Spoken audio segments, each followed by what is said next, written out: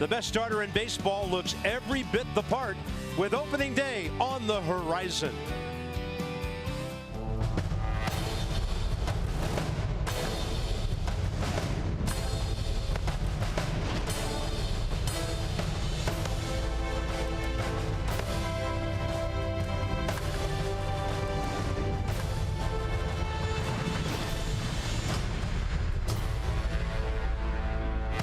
Little bit cooler in West Palm. It was 48 degrees last night for a low.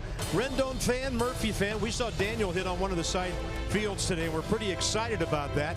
The Nats and their buddies, the Mets, and they're down here from Port St. Lucie, about a 40-minute drive. And Max back on the mound tonight, FP. We talked about this the other day with Tanner Roark. Pitchers starting to stretch out, and we could see Max up over 70 pitches or more tonight, couldn't we? Yeah, don't sleep on the fact that Max is pitching. We love coming down here for the games. We're excited about every pitcher, but we get a 3-time Cy Young Award winner tonight in Max Scherzer, so we're really excited about this. And when you talk about what he's accomplished in his career, you can see the numbers right there.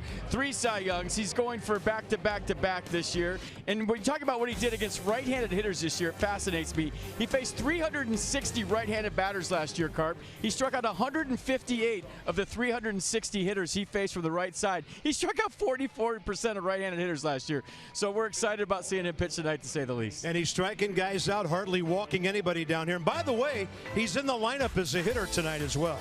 So it's been a little nippy here. We've got some primetime baseball for you. The Nationals and the Metropolitans straight ahead.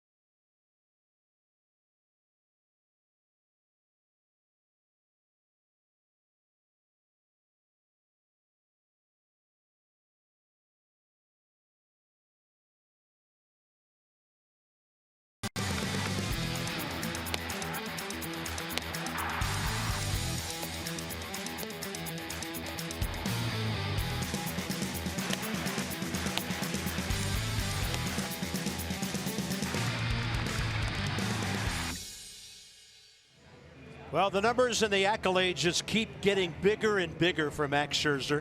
3 Cy Youngs now, 16 wins last year.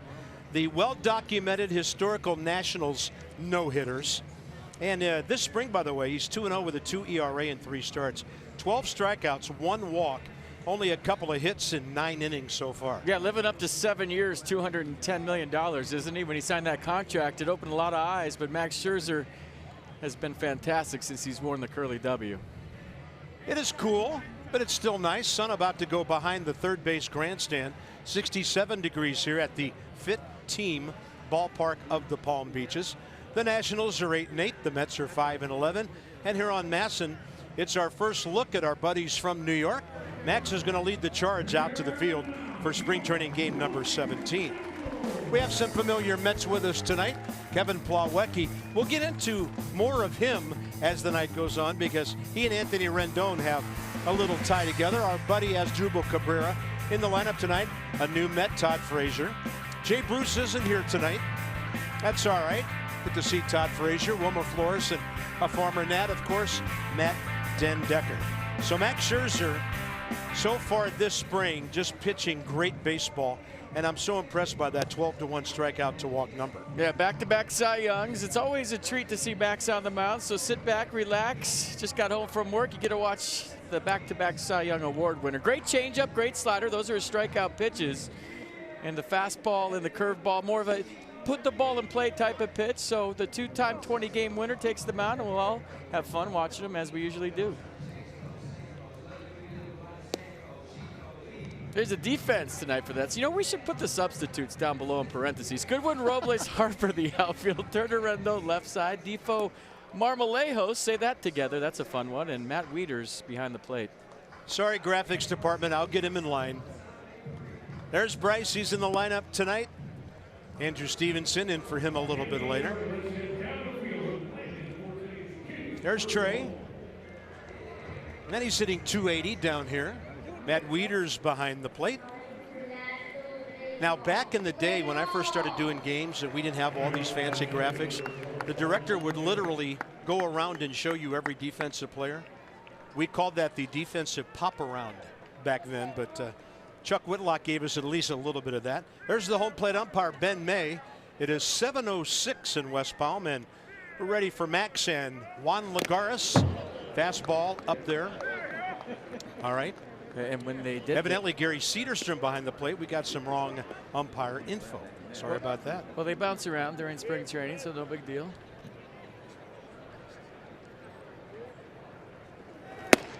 Fastball right side. Well, I just know the guy hitting third for the Mets tonight, Asdrubal Cabrera, is glad that Angel Hernandez isn't back there. And we'll show you why maybe a little bit later. You might remember some fun we had here last spring. Had him reaching for a breaking ball. Victor Robles is stalking it. And some soft contact for the first out of the game. So go over Max Scherzer's repertoire. It's four-seam fastball, slider, change, curve. Last year, opponents hit 238 against the four-seam fastball. He struck out 80 of them with that pitch. The slider, opponents hit 132. He struck out 94 hitters with his slider last year, and opponents hit 104 against his changeup. 104 against his changeup. Let that That's marinate. amazing. Yeah, there you go. He doesn't care. Lefty, righty, he'll throw it to anybody. This is Ahmed Rosario. And Max, a good-looking breaking ball, a little bit low. Saw a little bit of Ahmed last year. Nice-looking young shortstop. He can really run. Yeah, just 22 years of age from Santo Domingo. Fastball to the outside edge. Rosario 248, 46 games for the Mets.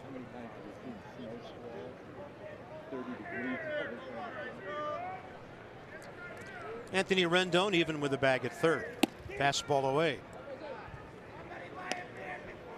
Remember last year when we were down here, Max had the pinky thing going on, so he's throwing his fastball with 3 fingers instead of 2, just kind of toying with that.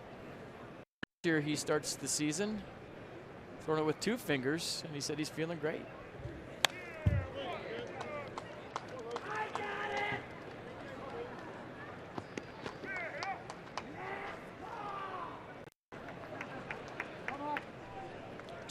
Not 200, not 180, but 230 strikeouts, 6 consecutive seasons. A lot of guys shoot for 200 innings. Max usually goes well beyond that. He had to sit out a couple of starts last year. Remember, hit that home run in Miami, then his neck gave him a bit of a problem for a little while. He pitched still 201 innings on the year, but he is the epitome of everything you're looking for in a big league pitcher. Look at that hard slider ending up way outside, but it looked like a strike to Rosario, 2 down. So I was talking to assistant hitting coach Frank Menachino for the Marlins last night, and he said his hitters used to come back to the dugout last year saying they couldn't see Max Scherzer's slider. Well, what does that mean? Well, you're hitting and you're seeing a slider. You pick up a dot on the baseball. That's how you recognize the slider, because the seams are going so fast. You pick up the dot, you say, oh, there's the off-speed pitch, and you kind of take your hands where you think it's going to be. With Max Scherzer, you can't see that dot. So in your mind as a hitter, you're seeing fastball, and he would tell me stories of hitter after hitter coming back to the dugout after they struck out saying they couldn't see the slider. So you better be on the first fastball. You see if it's anywhere near. Yeah. Huh? Here's Asdrubal Cabrera, former Nat, is 5 for 22 down here.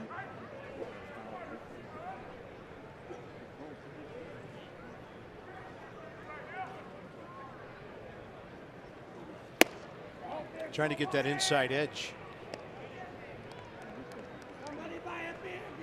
So 63 more strikeouts than Clayton Kershaw. Many more than Verlander, Lester, and King Felix. And there's the changeup. And the changeup is tough to pick up because it looks just like the fastball. He steps across his body. He's got the low release point. It mimics the fastball, so you don't see that either. The only chance you have is getting on a heater that's got a lot of plate early in the count, like you said, Carp. It's a great point. Fastball right side after the changeup. 97, ladies and gentlemen, on a cool night. Max will definitely be a factor in the Cy Young race again this year.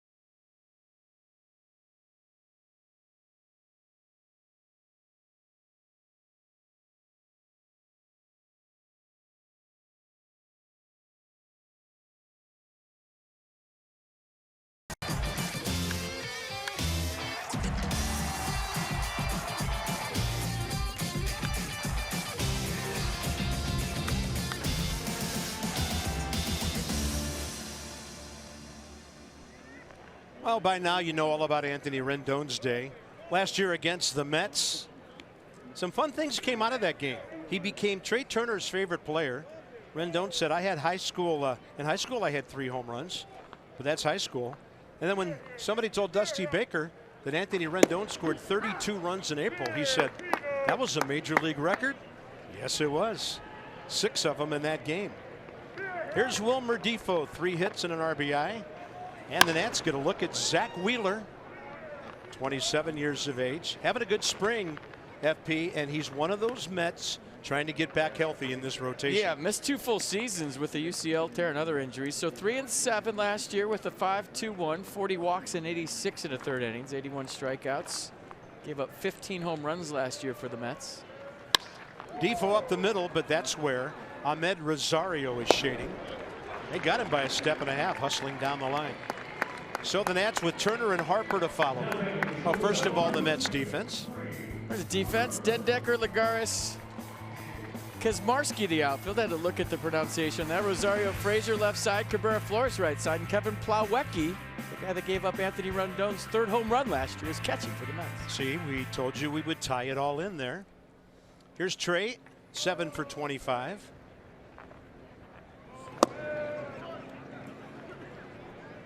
So a 280 batting mark. 4 walks, 11 strikeouts.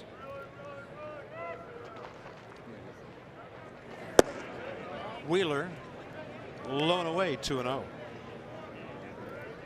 Zach Wheeler career 21 and 23. 66 big league starts, 86 innings last year. That one had some good action back to the outside edge. Yeah, Wheeler right back in that conversation for the 5th spot in the Mets rotation. Steven Matz had a nice outing last time. He's back in the discussion. Robert Gazelman, Seth Lugo. They're trying to decide who's going to be that 5th guy. Hello. That's a long bat toss over Bob Henley. 2 down.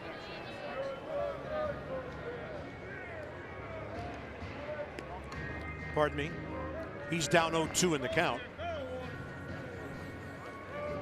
Nice high leg kick. Kind of saw the sink on that and tried to go down and get it. Maybe the bat slipped out while he tried to adjust to the movement on the pitch. So a 2-2 count.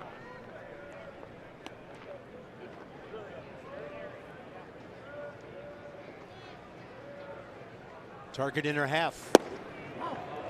99 from Zach Wheeler. They've got the arms. Can they stay healthy?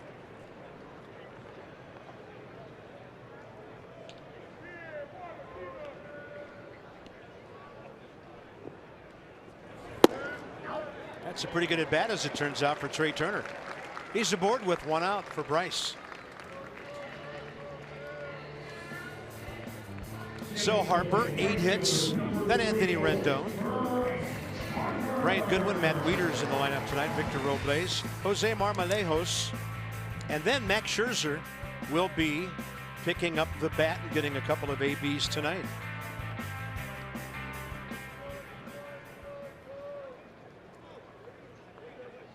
It's a nice spring. Look at the numbers. And maybe worthy of note, FP, that Trea Turner now has 5 walks while having 25 official at bats. He's off and running, hasn't stolen a base this string, but now he has. Throw tailing up and away by Kevin Plawecki, and that was an easy one for Trea Turner. Well, you think of stolen bases against the Mets, you think of Noah Syndergaard, a guy that's been traditionally long to the plate, 1-7 at times. He's tightened up his delivery this spring. They've had him as low as 1-2, 1-3, but now you look at Zach Wheeler, very deliberate, and Trea Turner not waiting around for anything. Here we go. I love watching him from that first base camera. Straight line toward that bag and going in hard.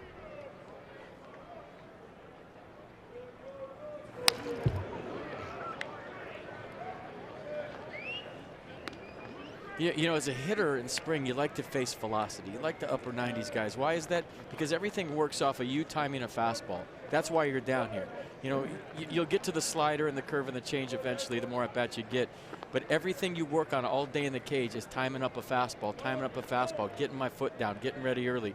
So when you face guys throwing the upper 90s, it's great. That's what you want to see. Because if you hit this, you're ready for the regular season.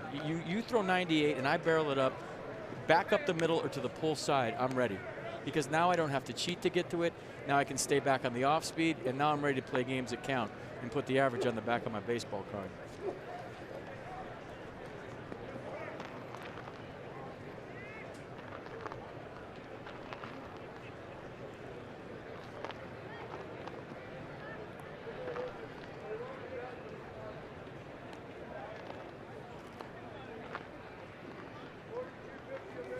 Two-one and well off the plate.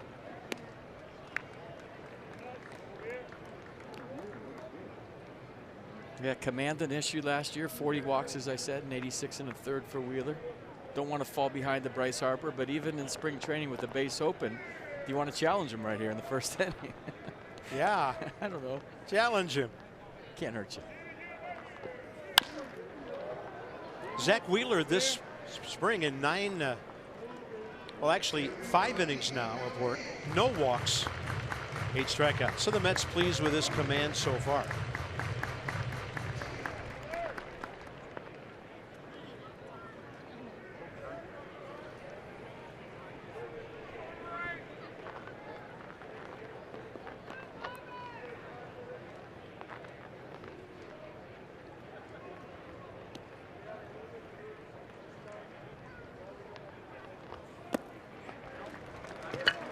Couple of good plate appearances by Turner and Harper.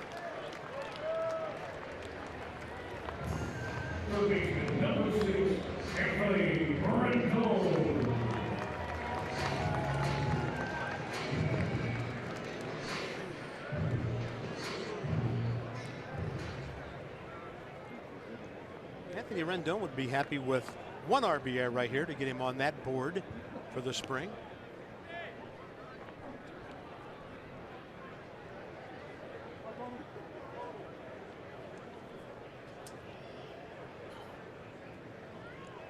Anthony 4 for 17.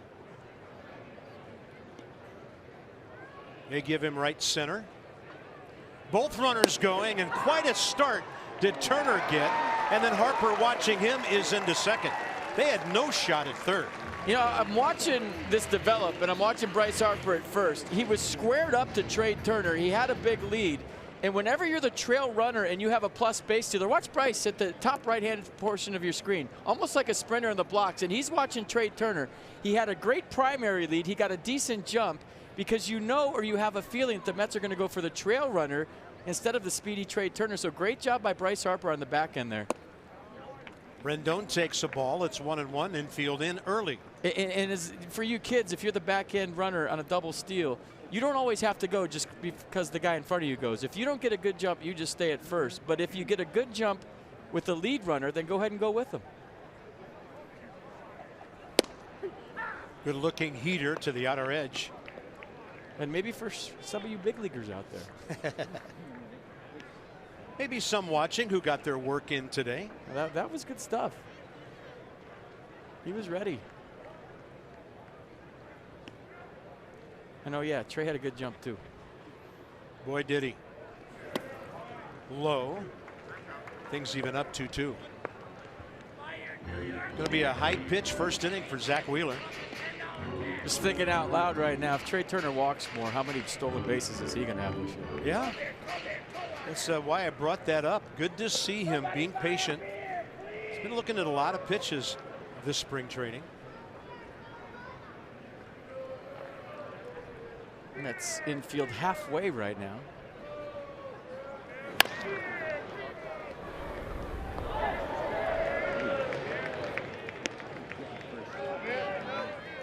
Our menu for live interviews tonight: Tanner Roark, Kevin Long, our new hitting coach, formerly with the Mets, and Eric Fetty.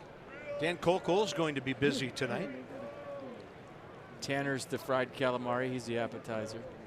Kevin Long's the filet mignon. He's the main course.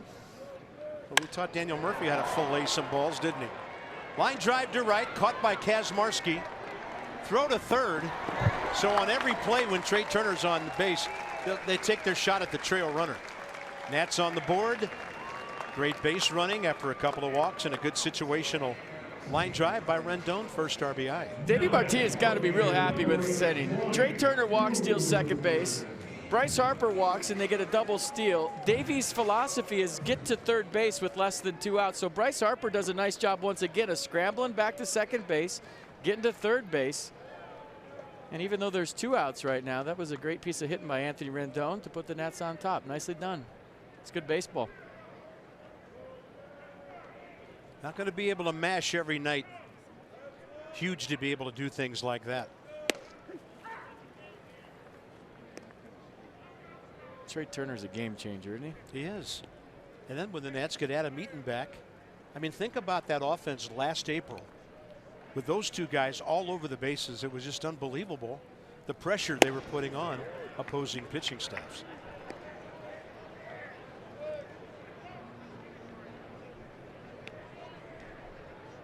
Goodwin 3 for 22, couple of RBIs.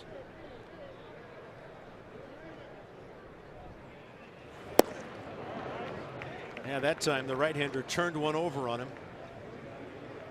But you remember last year with this ball club, talking about the Nats, they crushed 98. It was the guys that threw 89 to 91 that gave them fits at times.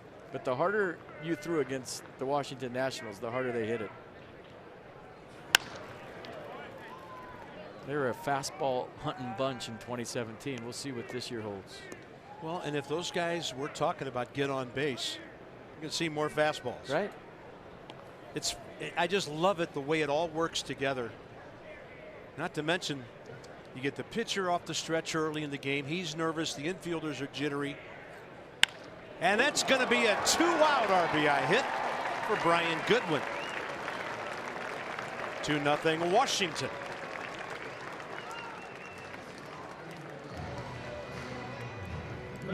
Well, you know why the Mets had 3 guys on the right side of the infield. 45% of Brian Goodwin's hits last year were to the pull side, but he stays inside this curveball nicely. Wheeler tried to trick him with another off-speed pitch, but watch him keep his hands back just a click, pull his hands inside the baseball, and fight it back up the middle for a nice 2-out knock. And Kevin Long, Daniel Murphy, Ryan Zimmerman all appreciating the knock by Brian Goodwin. That was clutch. 4 productive at-bats in a row. Walk, sac fly, base hit. 3 steals among the action here. But you think about it, if you're long to the plate like Zach Wheeler is, or Noah Syndergaard in the past, that's got to be in your head, right? As you come set out of the stretch, and you're thinking about, oh, this guy's going to steal a base on me, instead of 100% on this pitch in this spot right now, right here. Your concentration, see, he's stepping off, he's throwing over. When ideally you want your pitcher when he comes set to be 100% convicted to this pitch that I'm throwing right here and thinking about nothing else.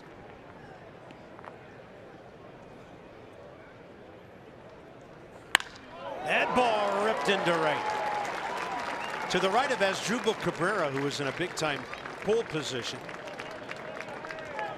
Can a manager have a better first inning in a spring training game than Davey Martinez is having right now? Did I say there goes a no-hitter? I don't think I did. Well, 2 hitters ago, there goes the no-hitter, and there goes the 1-hitter. Matt WIETERS with a nice swing, catching it out front. Like I said, they can hit the heater. It's never been a problem for the Washington Nationals. So nearing 30 pitches. It is an official mound visit. 5 left. Dave Island, the new Mets pitching coach. After that, it's a misdemeanor. On Mickey Callaway's staff.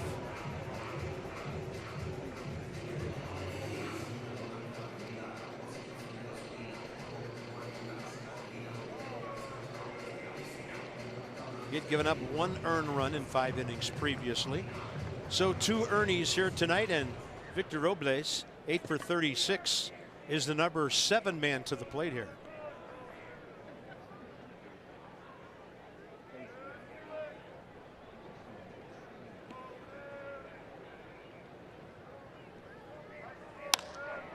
And this one appears to be dropping in. Goodwin around third. No chance there. Ball gets away. WIETERS stays at third, and Robles to second base. It's 3-0.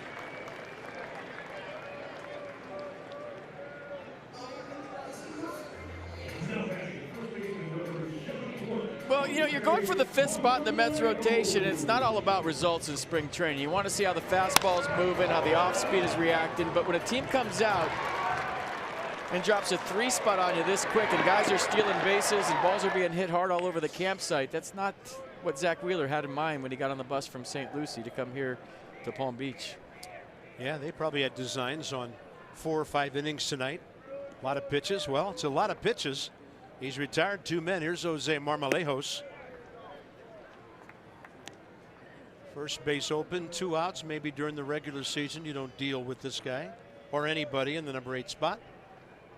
Max is on deck, as we mentioned. He's batting in the order tonight.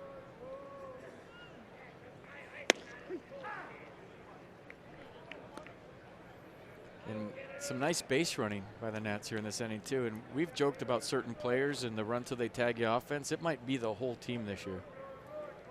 Davey Martinez wants to be aggressive on the bases, especially down here in spring training. See what you got, test yourself.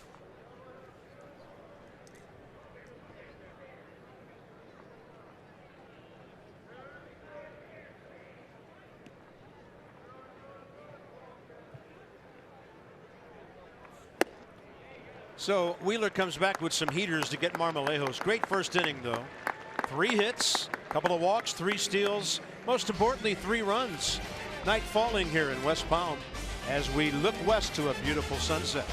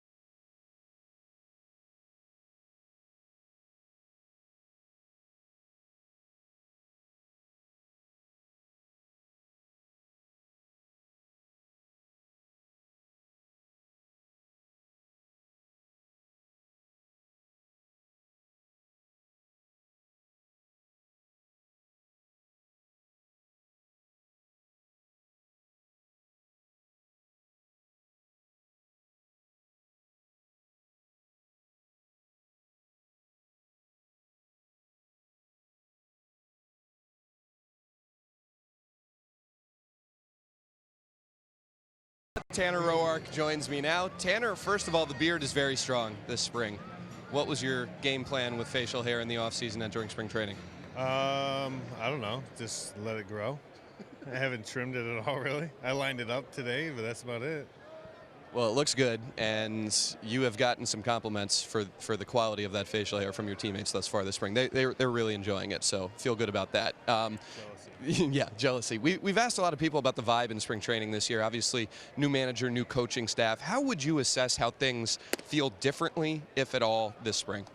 It's very laid back, and I think like the coaching staff is just assessing us and observing us and how we go about the game, and which I think is great, because we've played with each other for a very long time, and the camaraderie is great in the clubhouse and in the dugout and on the field. So they're just sitting back and observing, and they'll say their piece here and there, which is great, and get advice from them, and just it's all about learning each other and getting to know each other.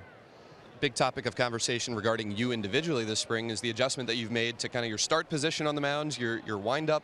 In your mind, how significant of an adjustment is that change? Just try to simplify it. Try not to think too much. Just make it a simple wind-up, simple movement, kind of like what Strasburg did. Just to simplify everything, and and for Strasburg, his main thing is like the most damage that can be done is when you're in the stretch. So his thought process is probably, he's got to work hard in the stretch. So why not be comfortable with nobody on base in the stretch? So and he showed last year that he felt comfortable within it and felt good doing it. So. I kind of took a little bit about from him and just try to simplify it. How would you assess how it's gone for you thus far? Pretty good. I feel like it's a lot better on my body and on my arm, just focusing on some certain things to make the body feel good, make the body move towards the plate instead of rotational towards first. So those are the main things that I've been working on. And you worked a lot on the mental side of the game last year. Do you feel like that has a mental component to it as well, that you're simplifying things mentally and that could pay dividends for you? Yeah, I mean, each year is a learning point, and each start is a learning point. And there was a lot of things going on last year, which is no excuse, but life happens. So there's just a lot of things going on, and let it interrupt my gameplay a little bit, but I felt it come on strong after All-Star break, and got back to my normal self. You've been with the staff. You mentioned the camaraderie that you guys have, and you picking up some tips from Steven Strasburg and incorporating it into your game. How much do you guys talk on a daily basis, a monthly basis, over the course of an entire season, and kind of offer up tidbits to each other that you feel like can benefit each other's games? Every time. I mean, during the course of the season, we definitely will sit next to each other, and if Steven threw the game before, we'd sit back and we'll talk about why he threw that certain pitch or what was his thought process. And even with who's pitching right now with Max, or like tomorrow we would sit down and talk, why did you throw that pitch, what did you see? And so it's always constantly learning, and that's what I think keeps his pitching staff and us starters like ahead of the game, is just learning from each other and getting better.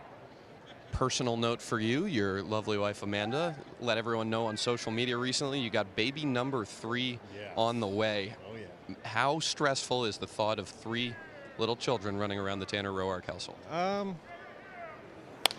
don't think I don't know. We'll see what happens. 2's a handful, and 3 should be even more of a handful. But I'm just excited to bring in a new baby, and boy or girl, doesn't matter, as long as everybody's healthy and good to go. That's all that matters. Tanner, congratulations on that, and we're excited for another exciting year with you. All right, thanks a lot, Dan Coco. You got it, Tanner Roark. Bob? Thank you, Dan Coco and Tanner Roark. There's a line drive to Trey Turner. So far, FP Santangelo, I'm Bob Carpenter. That's it for the top of the second. Max is on fire. I guess kids are stressful. I don't know.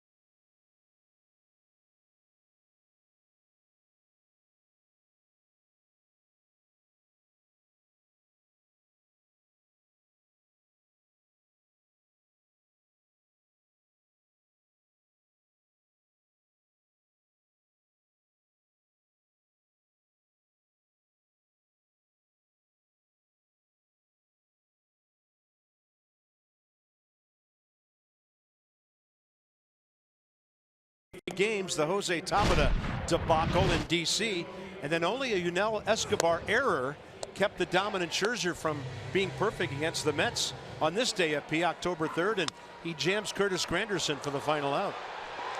The thing about that no-hitter, as you look at the celebration, it was complete domination with the fastball for Max that night. We've seen him dominate with the changeup slider combination. We saw it in Milwaukee. We saw it on his near-perfect game against the Pirates. And I think his other no-hitter was all kinds of different pitches. But against the Mets on that day, if you remember, it was the end of the season. It was the second game of a doubleheader. And I remember the lineup that Terry Collins put out there. When we were doing our lineup cards between the games, we were thinking this could happen. Yep. Just jog to first. You're good. And the difference between that game and all the other Max Scherzer's games, the 20 strikeout game, was it was completely done with the heater. He showed the slider, he showed the changeup, but he powered the fastball by Mets hitters all night long. Late in the game, 10 Ks in a row at one point. Unbelievable. Still facing major league hitters on a major league diamond, and that was a night to remember. Here's Wilmer Defoe. Hit the ball fairly sharply up the middle first time. On a ground bounce to Rosario, and that's a breaking ball that drops down and in.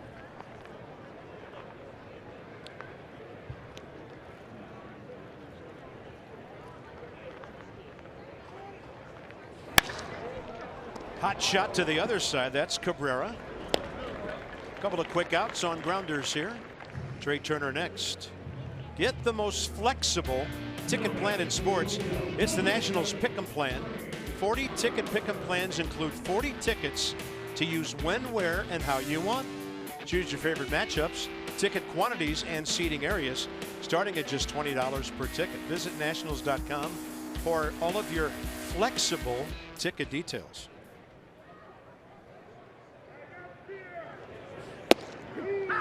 Turner buckles a little bit from a nasty breaking ball. Walked first time, stole second, then third on the front end of a double steal with Bryce Harper. Nasty running fastball to the inside edge. 31 pitches for Zach Wheeler first inning.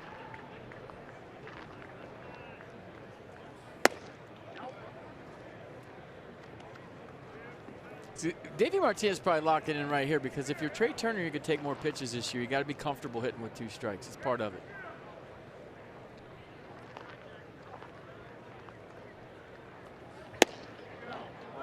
Cutting action, close. And half of the reason why guys are aggressive is because they're not comfortable hitting with 2 strikes, so they want to end the at-bat early. They want to get a pitch early in the sequence and put it in play. And this one foul tipped into the mid of Plawecki, and a nice bounce back inning for Zach Wheeler. Max Scherzer very efficient. Back to work in a second.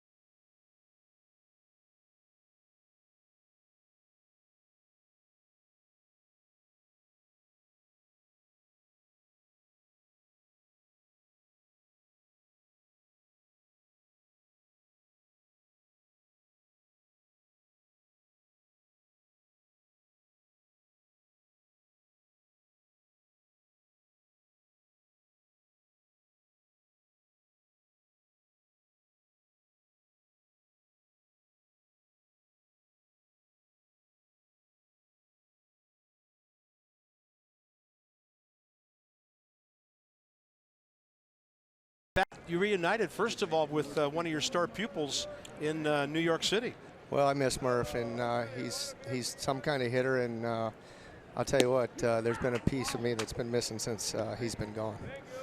Well, it's good that you guys are back together, but talk about that process and what you guys did together and kind of your whole philosophy in hitting. Nats fans get to hear you for the first time. I mean, it worked for Daniel Murphy. A lot of guys are talking about launch angle, getting on the plate and doing damage now because of you two working together and the success you had. Well, you start off and you got to get to know these guys, and I certainly have a philosophy, and I want guys to get their A swing off. I want guys to get good pitches, but I certainly want them to get on plane with the baseball. What I mean by that is that's going to take care of the launch angle, and I want the ball for the most part in the air. When we miss, it'll be a line drive. That's where we can err, and we'll start from there. But really, I'm getting to learn these guys and what makes them tick and build relationships, and we're getting there. Anything special you're doing with Bryce? How's that relationship going early on? It's been good. It's funny, when we first started out, some of his drills and his routines, I was messing him up thoroughly. And he said today, he says, man, you're really doing good on these drills now. I said, oh, thanks, Bryce. So we're getting there too, and learning him and learning what gets him going. But, you know, it'll continue to build, and we'll continue to get better. Kevin Long with us here. Former Nat Matt Dendecker in there against Max Scherzer, and he goes off speed for his 5th strikeout in the first 7 batters.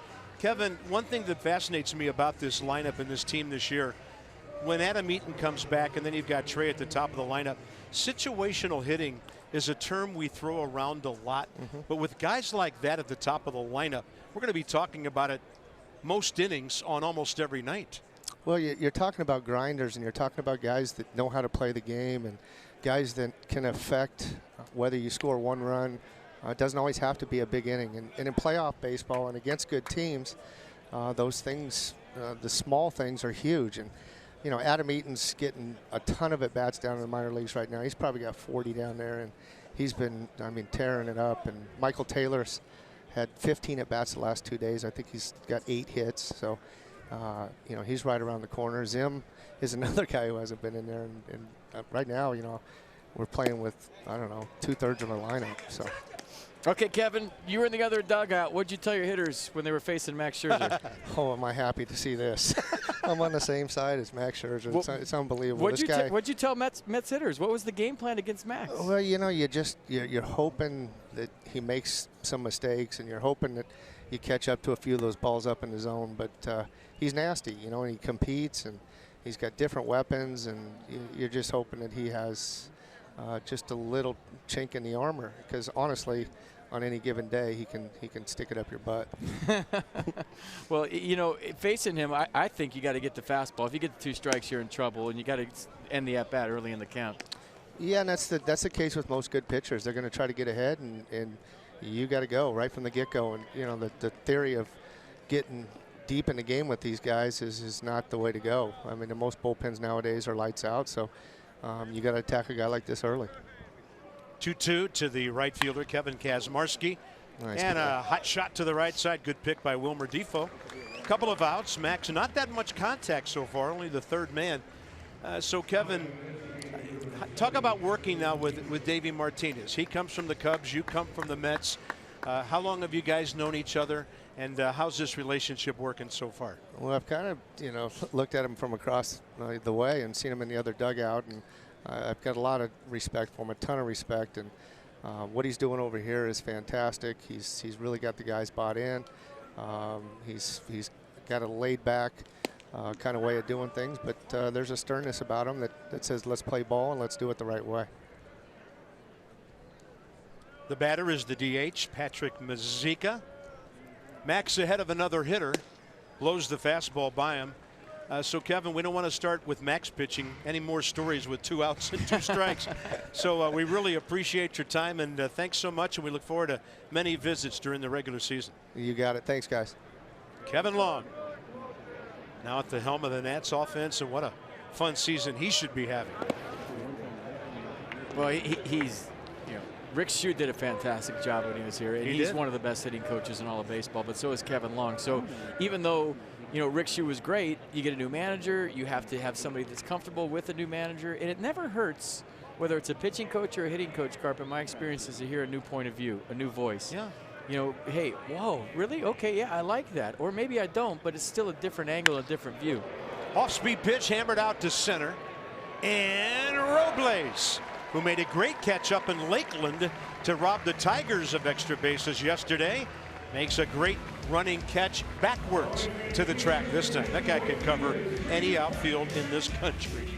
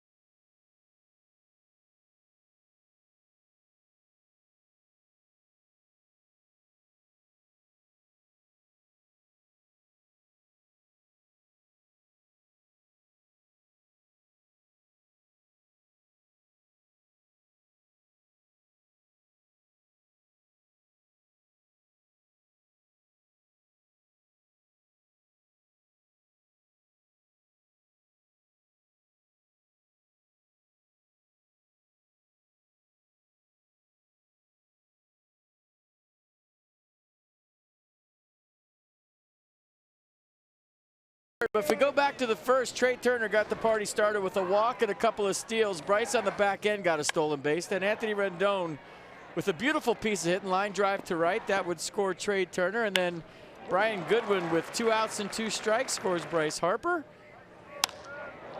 And then Victor Robles with a 2-out knock scoring Brian Goodwin. So there's all the scoring in case you missed it.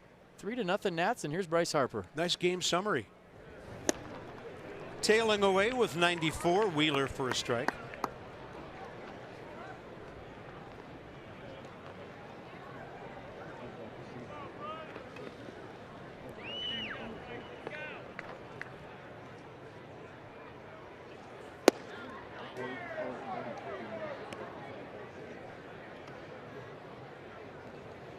So this spring, Bryce has walked 5 times. Homer, couple of doubles. 5 RBIs, 8 for 25.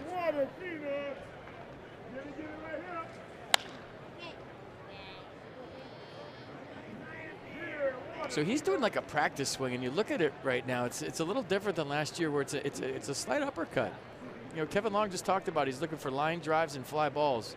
And you watch even that right there, it's getting the top hand underneath the baseball. Bryce has been a top hand hitter. There was years when he talked about just punching that top hand through the zone, but I feel like if you watch the practice swings between pitches and you watch his batting practice, that he's really working on elevating the baseball. And he'll tell you, like, just little things like that right there, or the practice swing you just saw where he was kind of taking a fly ball approach. We'll see if it pans out through the year, but I think if he hits fly balls or more fly balls, it's trouble for whoever he's facing. 2 balls, 2 strikes.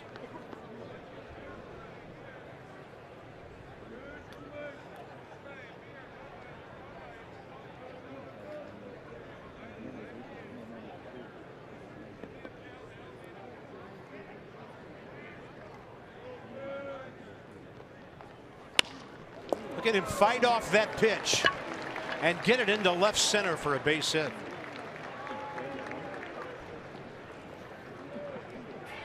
Nice piece in with 2 strikes, a lot like Brian Goodwin's approach. Got inside the baseball, an off-speed pitch. So Zach Wheeler stepped off a couple of times. I think they decided what looked like a changeup right there, and Bryce, as we've seen a lot, swung out of his helmet.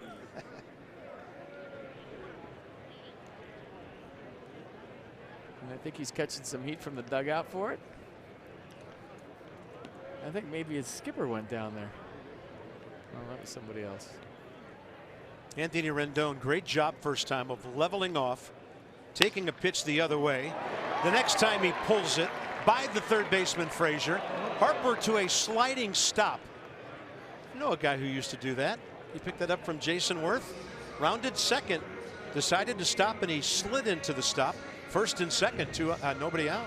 Did he slide into it, or did he get snipered? We'll have to look at it again together. I think there might be some loose dirt around second base. Here's Bryce Harper. He's going hard. And I think he just slipped. Turned out well for him. He was going to third. It's been an adventurous trip so far. His helmet fell off. And then that. Here's Brian Goodwin, who singled up the middle first time. And with 2 runners aboard, nobody out, Mets can't really do much shifting here. They can play him to pull. Strike call on the square run when he pulled the bat back eventually. So Brian Goodwin this spring, 4 hits, 3 RBIs.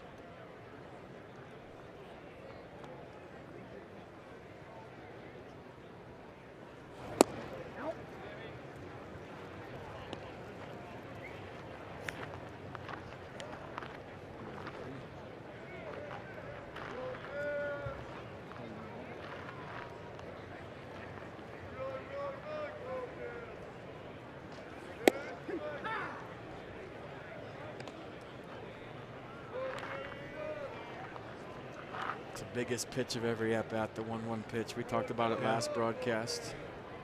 The difference in the average, it's in the mid-hundreds in a 1-2 count, and it's in the mid-300s in a 2-1 count. That ball hooked to the right side. Backhand play by Flores, a former shortstop who can play third base as well. Pretty good glove. So they get the middle runner. It'll be first and third. 1 out, Harper to third. Check out Wilmer with the in-between hop.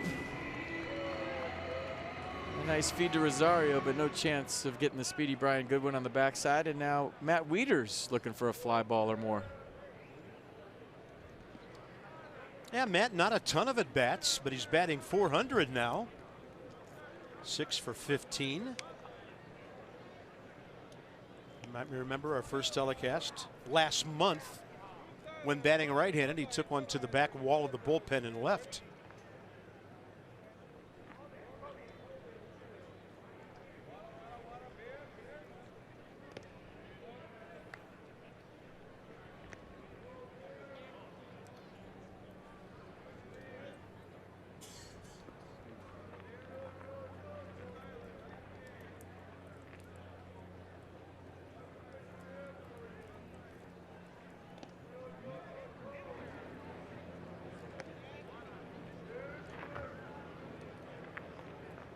This is a perfect example. I mean, you're a pitcher right now, you're looking for a ground ball, you'll take a strikeout or a pop-up in the infield, and because of the threat of the stolen base, you have to throw over twice before you deliver a pitch.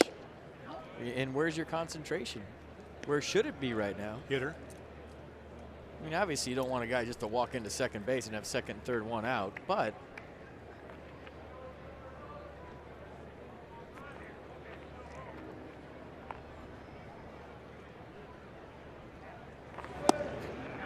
and you find yourself 2-0.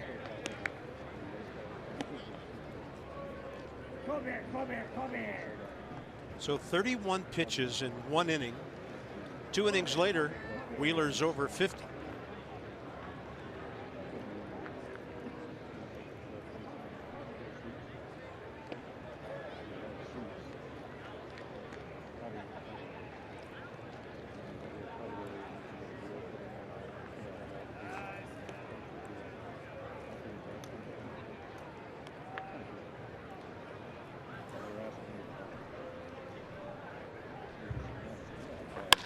That ball hit extremely hard up the middle.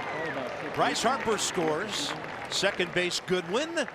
4-0 Nationals.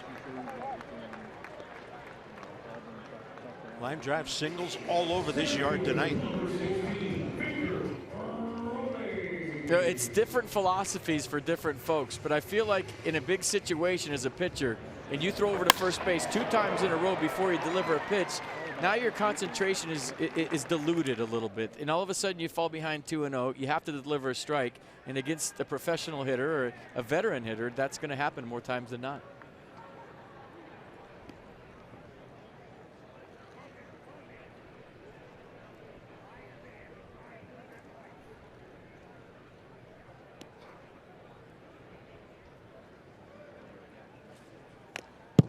Robles up there pumping.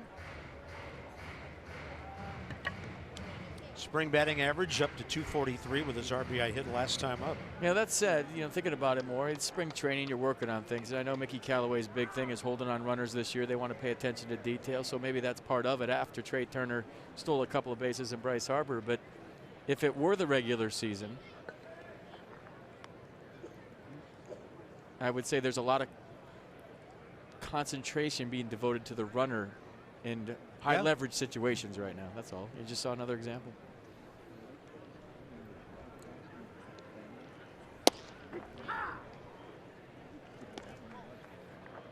All right, let's see how the young hitter deals with an 0-2 here.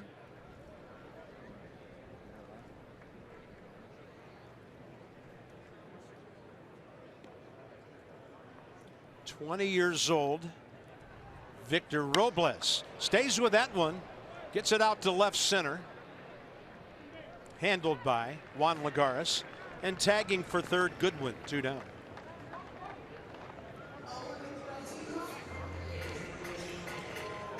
First pitch, 7:06.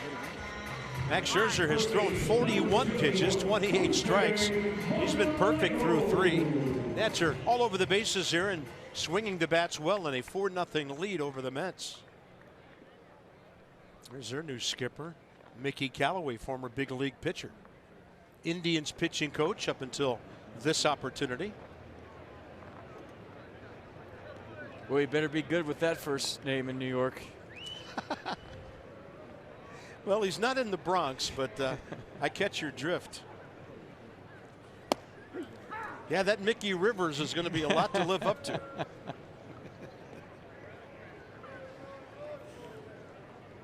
You talk to Mets people, they like him. Yeah. Very enthusiastic, very communicative. The guys like him so far, and that's good stuff. And the Indian staff and his record there speaks for itself when you talk about what he did in Cleveland. From 2014 to 2017, that staff led the majors in strikeouts. The Indians did. And in 2017, they set a major league record for strikeouts in a season with 1,614. Probably had a little something to do with them hiring him, right? With the staff and the stuff that they have. Winning pedigree. And young, he's 42. Rays, Angels, Rangers.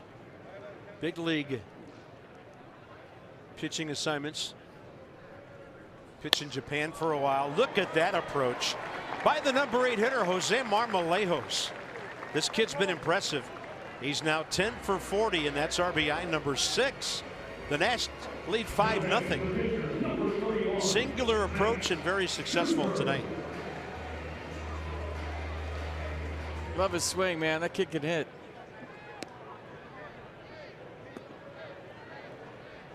Max, first time up, a bouncing ball over to the left side that Wheeler picked up and threw to first. So 2 more runs. Another guy battling for a spot. Right-hander Seth Lugo.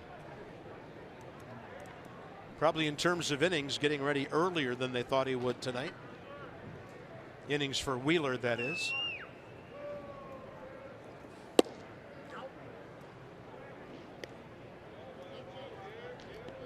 Guy like Max go to Davey and say, I think it's time to start getting some ABs, maybe?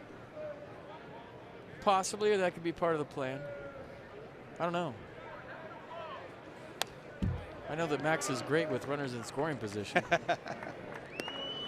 His average was hovering around 400 at one time last year. Yeah, it was, you know, you kind of forget a few things during the offseason. You don't think about pitchers' hitting stats a whole lot. Drove in 5 runs last year, 12 the year before that. So he's done so much to help himself with the bat. And also 2 years ago, Max had 13 sacrifice bunts. He had 6 last year. So he has adjusted to the National League game very well, and I think he loves all of it, because you know how much he loves to compete. It'll still make it 2-2. Let's see how much he batted with the D-backs for 2 years. He had 13 at-bats his first year, 53rd his second year before being a Tiger for 5 seasons.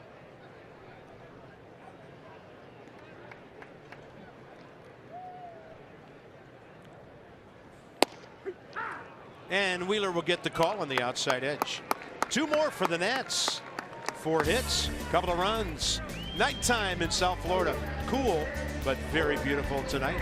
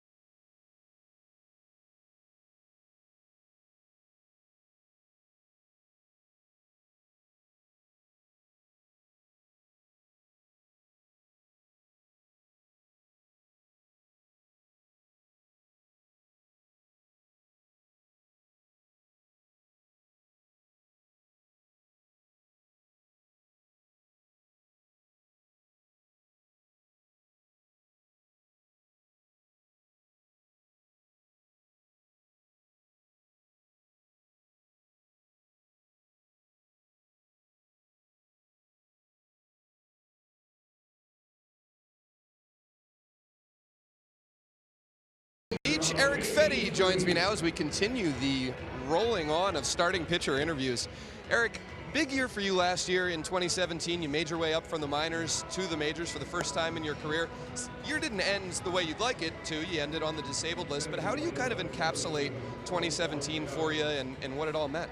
I mean, it's the biggest year of my career. You know, the dream is to always make it to the big leagues, and you know, I was able to do that. And like you said, you know, it wasn't maybe what I hoped for, you know, but you know, it was a good start and a good way to get some experience.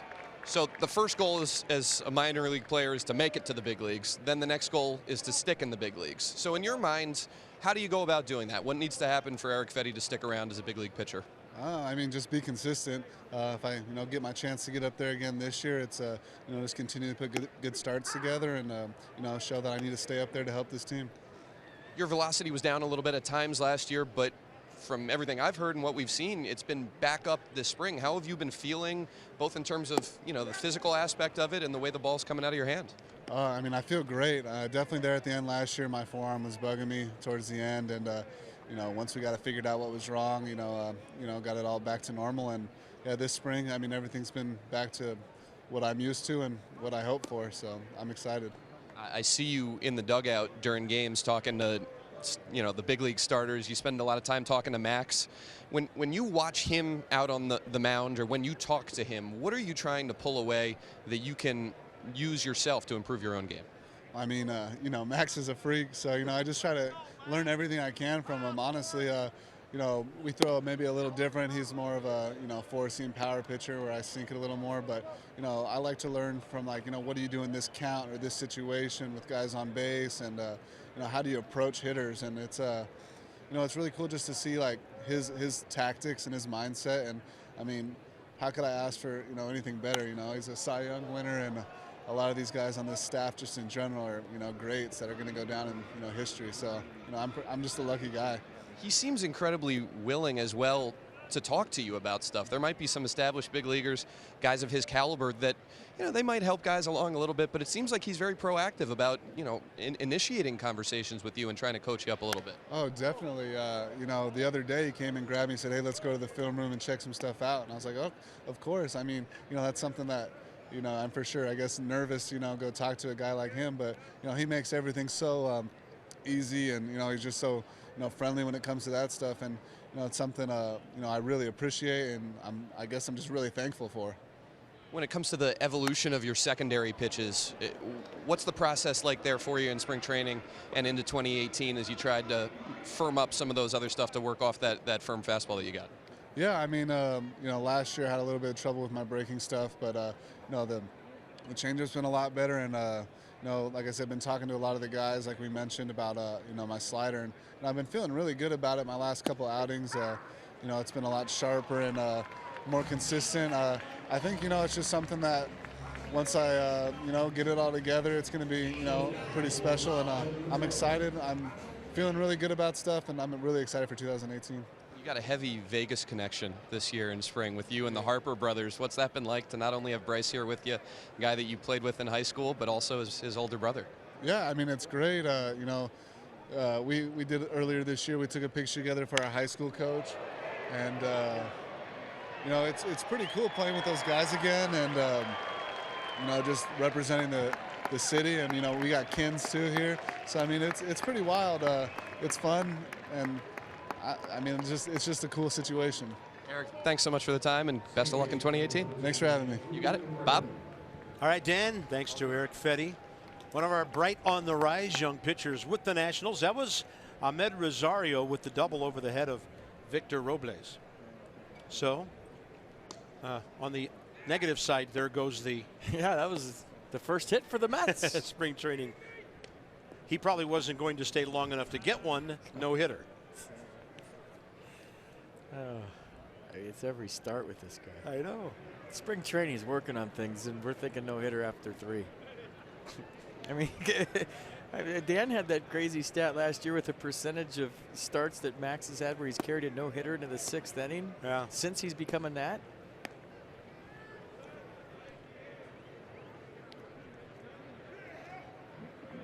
Struck out as Drupal Cabrera, swinging first time up. Trey Turner staying near the runner at second, but Wilmer Defoe well out into right field. He had Asdrubal lunging for that one. It's going to hang up, and the left fielder, Brian Goodwin, will make the call on the grab. 2 down. You remember last year with Asdrubal Cabrera? This is a flashback to spring training. He was having words with Angel Hernandez between pitches. Eric Fetty was actually on the mound for the Nats. And then watch him say something to Hernandez on the way out of the box, like, you still missed that call. He got a base hit, and I think he did something about horse manure.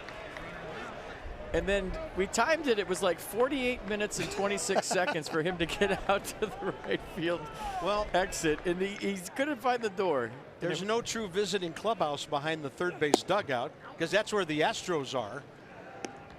And so he had to head out to right field to get ready for his trip back up to Port St. Lucie. And the Presidents were out there last year, and they're out there this year ready to go again. Yeah, that was the top of the 4th, and so is this. Unbelievable. But easily the most memorable spring training ejection I've ever seen.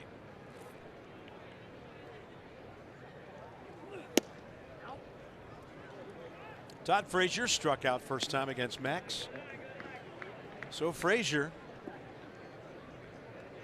207, 16 homers, 44 RBIs, 81 games for the White Sox last year. And then he goes 11 and 32 with the Yankees in 66 games. Adrian Gonzalez over as the big left-handed hitter with some first base time ahead of him. Then they re-signed Jay Bruce. 3-year deal for him. Remember everybody said, Jay Bruce, oh, you signed too early. There's more money out there. He turned out to look pretty smart. Jay Bruce did the way a lot of other things turned out. Yeah, I would have been waiting around if I was a free agent this year. You want me? Okay. Yeah, that sounds good. Let's go. Let's go.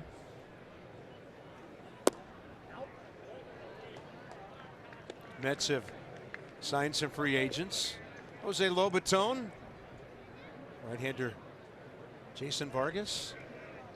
I think Jose Lobaton's up there in the Tyler Moore, Michael Morse all-time favorite guys. Lobe, we'll miss him for a lot of reasons. Hope he does well with the Mets. Just nice to you every day, whether he's hitting 150 or 350, and he caught a mean game. Well, the ball gets under the glove of Defoe. Matt WIETERS snapped it down there when Wilmer Defoe was playing way behind the bag. I'll tell you what, that's an out if Wilmer's at the base. I don't know if there was miscommunication there, but watch the throw by WIETERS. Yeah, it would have been close. Rosario was way off the bag. At least from where we're sitting as it kind of unfolded, you could see an out there. Watch, that's the view we had. I guess it would have been close. And maybe Wilmer took his eye off it. It looked catchable. So an error will be given. We'll see on whom. 3-2 on Frazier. They're going to give it to Defoe for not catching the ball. And Max was close with a slider, but he walks his first man. Only his second of the entire spring. 58 pitches for Max. If you missed it earlier, you're going to stretch him out to 75 tonight or so. We'll see. 60 his last start. Then ramp up to 100. Now you're ready for opening day. 18 strikeouts, 2 walks this spring. And that's in just under 13 innings. I think if you play in Cincinnati in that ballpark, you want to play there in April when you're hoping it's a little bit colder than June or July. Because that's a launch pad. That park's a joke. Yeah. Because the Nats the last couple of years have had some very memorable ball flying series at the Great American Ballpark, and we'll open there on Thursday the 29th. Reds hitters, better hope it's a nice warm day. They're facing Scherzer either way, but they'd rather it be 62 than 42.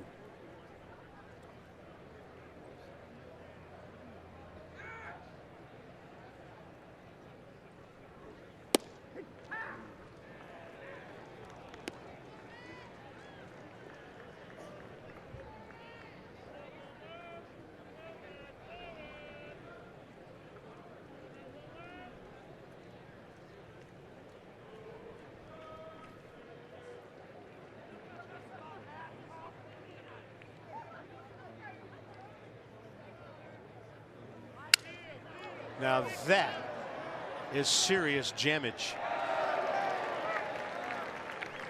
And Wilmer will go back for another bat. When the Nats signed Max in 15, as you look at the check swing broken bat, we were all excited, right? Yeah. But did we have any idea what we were in for? We didn't know all the things beyond the numbers that he brought over here. We didn't know the arsenal, the makeup. We heard, but to see the no-hitters and the 20 strikeout game and everything we've experienced as fans watching him, I had no idea. I was excited when they signed him, but I had no idea. I wasn't thinking 2 Cy Youngs and you know, all the no-hitters and the strikeouts and everything. You talk about nailing it if you're an organization with a free agent sign. Yeah. After a long pause, a 1-2 breaking ball. Wilmer Flores saw the whole repertoire right there.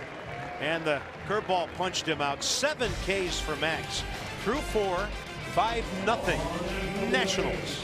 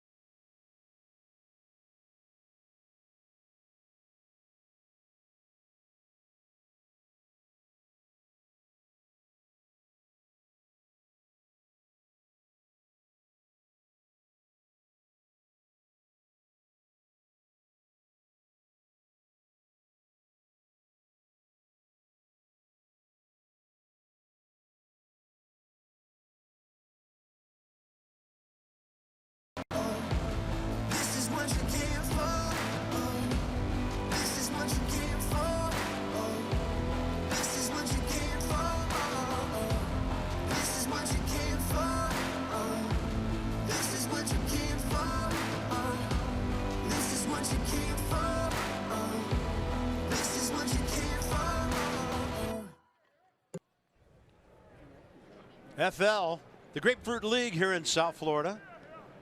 We go bottom 4, Defoe, Turner, Harper. Geico President's Race, Herbie. Herbert Hoover takes it.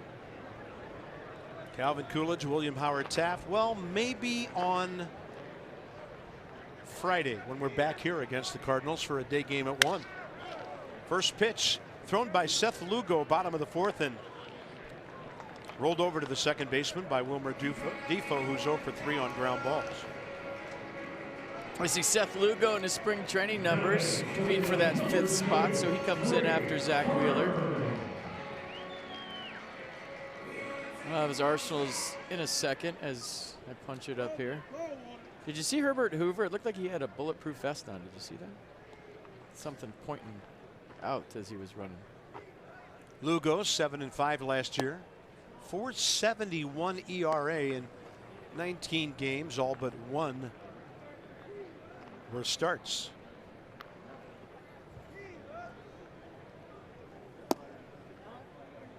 Trey Turner has walked, stolen a couple of bases, and scored a run.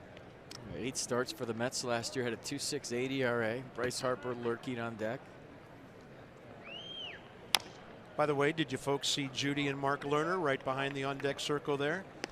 Mark pulled up on the practice fields in his golf cart today, and FP and I got to take a ride back over here with Mark and Tom Boswell of the Post. And how great was it to spend about 15 or 20 minutes with Mark, who's gone through so much. And he said there were times last year he couldn't even watch the games. He was in so much pain, and now he's back and doing well, and we're so happy about that. And good swing. There's Mark, and a great swing by Trey Turner. It's just great to have him around again. It was weird last year not having him around the ballpark, but he's in great spirits. It was great to catch up with him today, and he's right where he belongs, right next to the Nats dugout, whether it's West Palm Beach or Washington, D.C. There's Judy.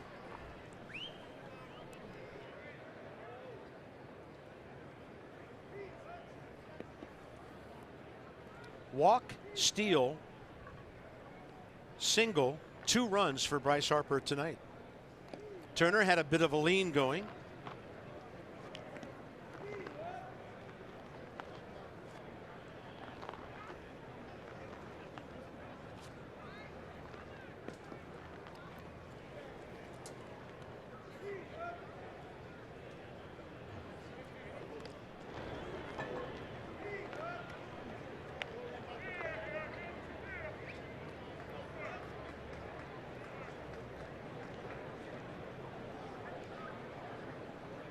I'm trying to remember, I could be wrong, but I remember the Mets notes saying that Seth Lugo had that high spin rate on his curveball last year. You remember that? Sounds familiar, very much so. Like the highest spin rate in baseball on his curveball. But I'm looking, and the league hits 291 against that pitch last year.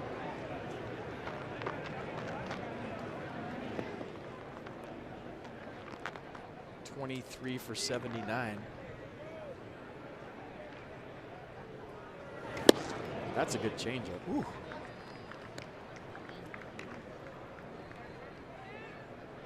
Watch the fade on this change. Looks like a fastball and just hangs a right turn once it gets into the dirt. That was impressive.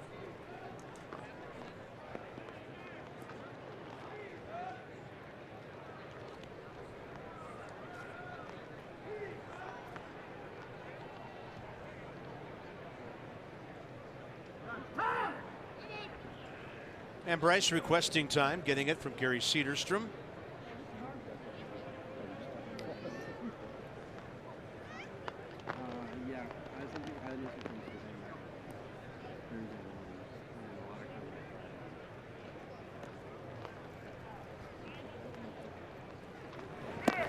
What happens if you have the clock on the pitcher and he holds and steps off? And the clock's running down. Do you start the clock all over again, or does he have like 4 seconds to throw the next pitch? If you end up doing that, I'm saying. That would be what would you messing do? with the game way too much. But what would you do? Right? Max doesn't. Max he holds a long time. 2-1, and Lugo holds on too long. Ball 3 to Bryce Harper. Nats are off tomorrow. And then Thursday and Friday, they play in this ballpark. Thursday against the Astros. We'll televise Friday against St. Louis. A lot of the younger guys went up to Lakeland to beat the Tigers yesterday. Change up, Harper not biting, 2 on, and Dan, more on Bryce. Bob, a few innings ago, the Nationals were in the field defensively, and there was a lot of yelling coming from the Nationals dugout. I turned my head to the right. Turned out Bryce Harper had left his shin guard on that he typically wears in the batter's box when he was out in right field with them, and Brandon Kinsler's heckling him, telling him to get that shin guard off. Well, Bryce was leading off the next inning, reached base, tossed his gear into the dugout, and turned around again, and Davey Martinez has been wearing the shin guard. So it's getting passed around. Ryan Zimmerman told me that Bryce was claiming that since he was leading off the next half inning, he was just trying to get in the on-deck circle a little quicker. You know, pace of play. This is something Rob Manfred wants. So there you go. Bryce trying to do his part. I played with some infielders that should have wore shin guards. I'm not buying it, Dan, but it sounds like a good story, and I'm glad Bryce had a little fun with it. Played with some outfielders that should have wore shin guards too. Bryce not in that category, obviously. He can play some defense. Anthony Rendon looking that pitch all the way in. So the 3 and 4 guys have been on base 4 times already. Rendon the only out. Line drive, sac fly back in the first. So those signs you're seeing right there by Kevin Plawicki is where they're throwing the baseball should both guys steal. You go out there and you give the sign, and that's, I'm either throwing it to third or cover second because I'm trying for the trail runner. Yeah, he stayed in the dirt around home plate, so no visit. Same 2 runners as last time. They're looking antsy. Lugo pretty quick to the plate. 1 ball, 2 strikes.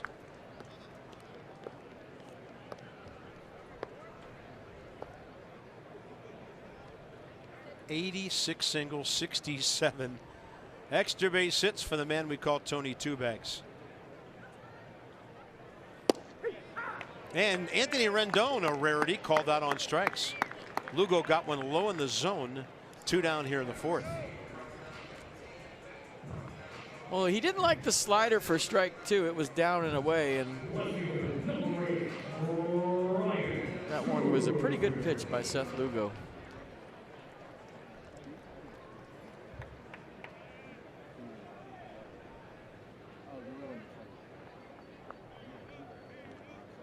Brian Goodwin, 2 runs scored. He's 1 for 2 with a RBI single and a ground ball.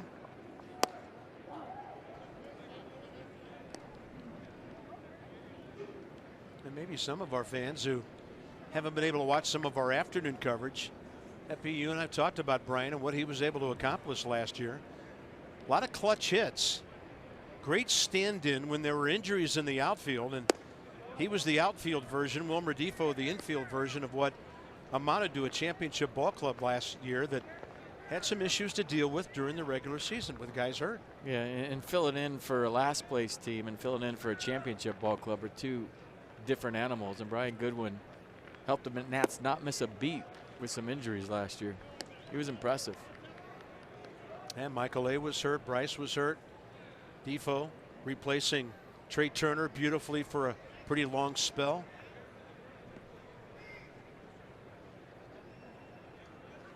.3-0, and he was ripping with the Nats on top by 5.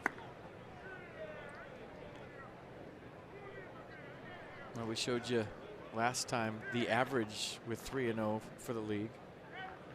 I'm going to get it for you here in a second. I want to say it was in the 400s.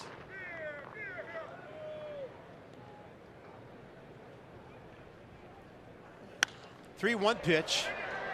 Skied a mile high to the left side and back into the seats. There it is, a 3-0 count, 4-14. Thanks for backing me up, boys. I was scrolling through my pictures on my phone. I had it screenshot, but I have way too many beach pictures of down here. And then you see the 3-1 average, 364. So way to pick me up, fellas. Thank you. Yeah, there's some palm trees. Yeah. Coconut. What shirt you wear over there in a 3-1 count? 3-2 runners moving. Goodwin gets under one here. Deep right center.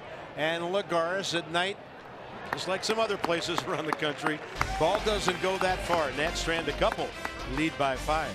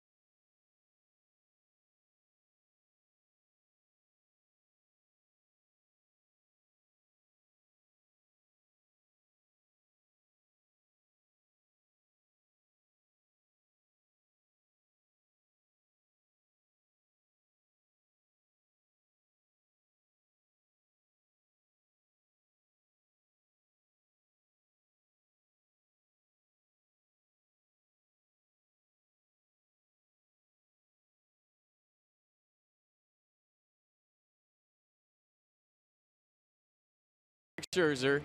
And we're going to show you some strikeouts. He's got 7 in the game. I'm just going to sit here. We're going to watch it together. And if this doesn't get you excited for the season, I can't help it.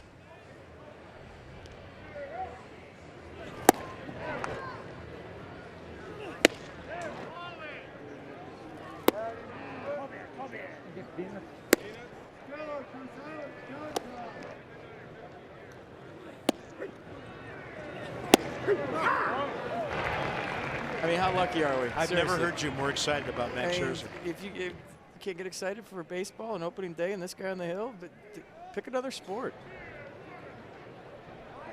Catcher Kevin Plawecki. Badminton is exciting in April, I feel like. So first 4 innings, 62 pitches, 41 strikes.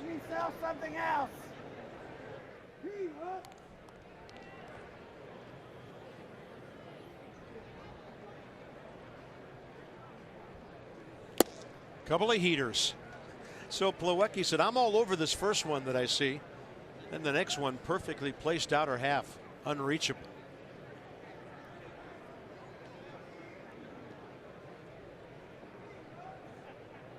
So he's got you 0-2.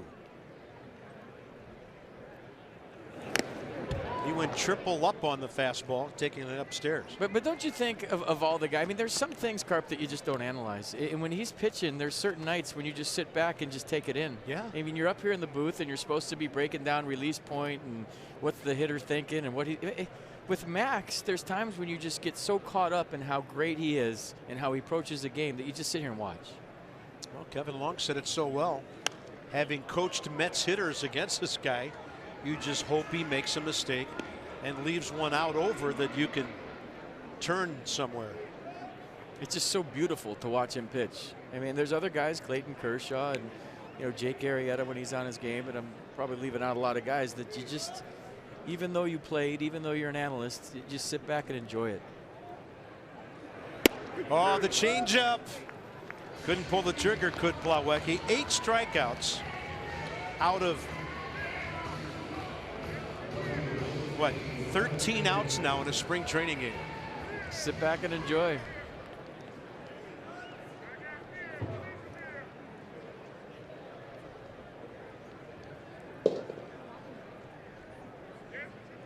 Den Decker. What a treat on a Tuesday night in March to watch this guy pitch.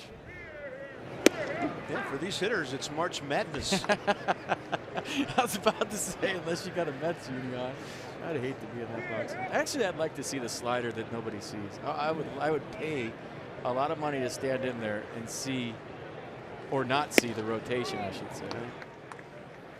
The day after Max retires, I will underwrite a Scherzer-Santangelo matchup at Nats Park. Remember I said I want to see Tyler Clippard with all the elbows and the kneecaps and the changeup because everybody swing through that. We'll fly him in. That's great, but I'd pay more to see Max's slider. I know. And stand that, as a switch hitter, it's just standing there right-handed against it to see what right-handers are actually seeing. You pick the 3 guys you want to face on that day, and I'll fly him in. He'd drill me, though. Yeah, remember that one time you said this about me? Boom. Yeah. I've been waiting 13 years for this. 1 ball and 2 strikes to Matt Den Decker, a former Nat. That's the nasty slider. That is crazy. Number 9 for the second out, 5th inning. All right, enjoy it.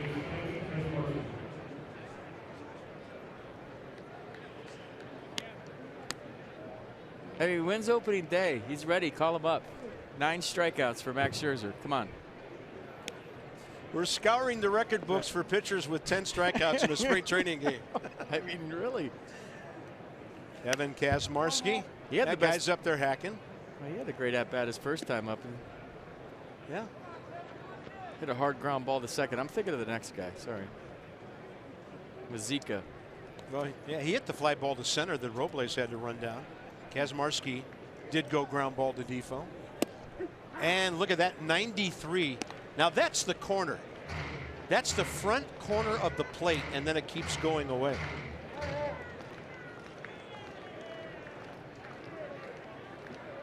No balls, 2 strikes.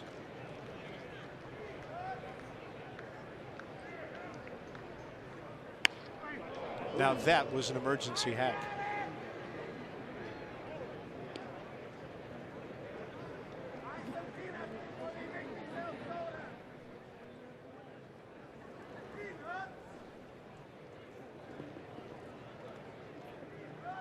Well, he said he was going 75 pitches tonight. He's got 74 right now. He didn't go. Now, right now, 75 pitches, 52 strikes.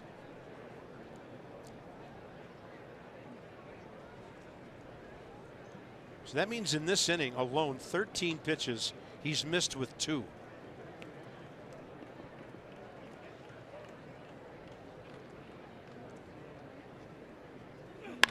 Fastball rocked up the middle, but there's a guy there.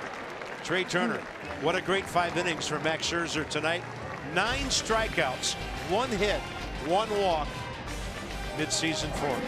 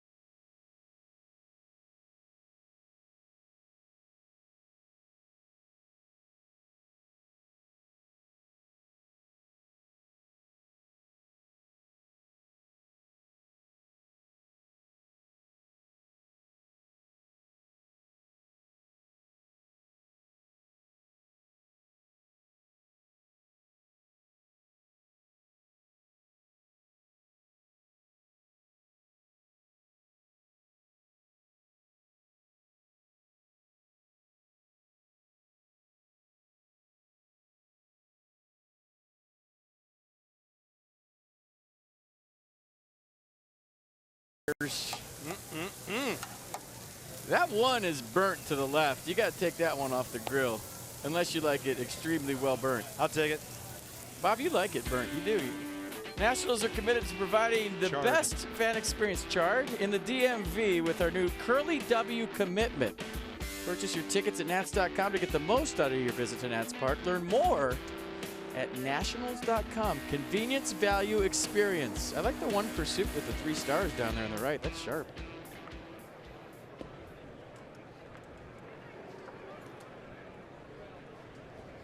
Bottom of the 5th inning, Matt WIETERS. Pair of singles, 1 for an RBI.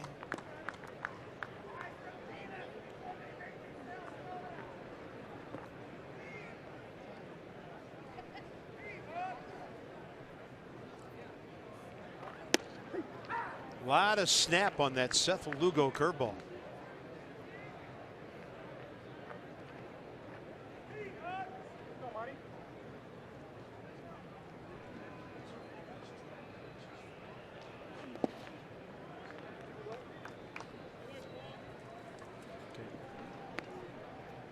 For those of you who'd like to see in detail what Max Scherzer did tonight, I just tweeted his 5 innings out of the scorebook here. It's just, you look at it and you're like, this is baseball. This is so great.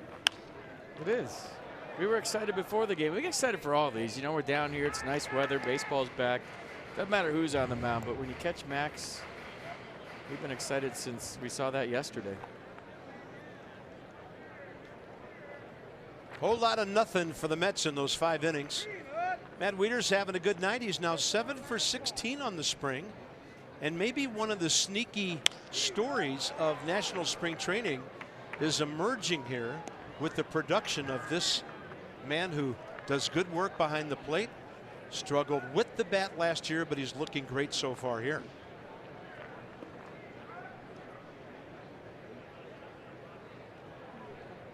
I'm checking out your tweet.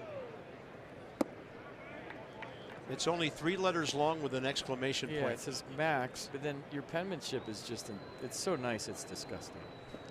It really is. Well, we got to be able to read something in this booth. 2-2 to Matt WIETERS. Good rip. See, where's Bob? Scorebook Bob, at Scorebook Bob on Twitter. At Scorebook _ Bob. Oh, by the way. Whatever. Thank you. There she is. Nope. She just blocked you. That's weird. She's not the first. This one into left. And the ball squirting away there from Matt Dendecker. And there seems to be some controversy whether he made the catch. The Nats dugout was hollering for WIETERS not to vacate first base. Well done by Matt Dendecker, who's a good athlete.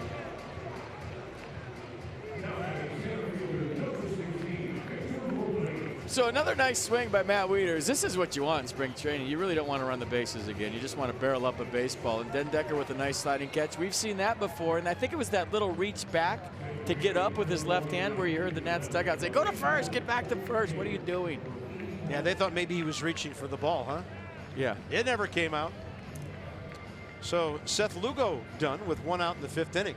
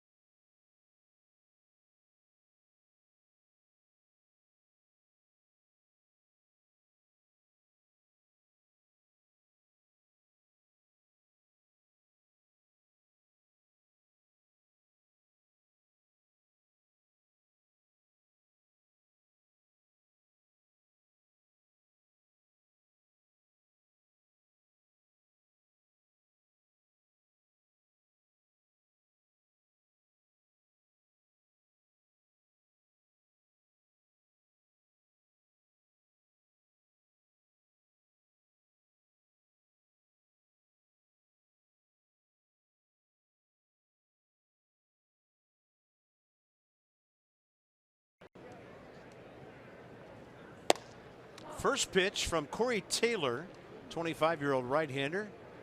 Mets 7th rounder just 3 years ago. Somebody told him, you're coming in as soon as the first out was made, because about the time they told Matt WIETERS he could leave the first base bag, Corey Taylor seemingly was already on the mound. He faces Victor Robles, who's 1 for 2 with an RBI hit.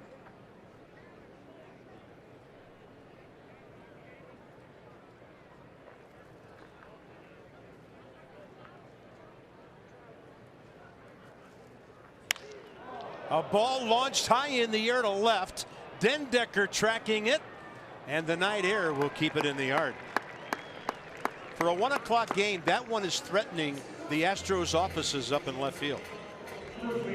Well, you get an idea of the quick bat of Victor Robles right there in that swing. You talk about launch angle, just got under it a little bit, but watch how quick. Just underneath it a little bit, maybe a hair out in front.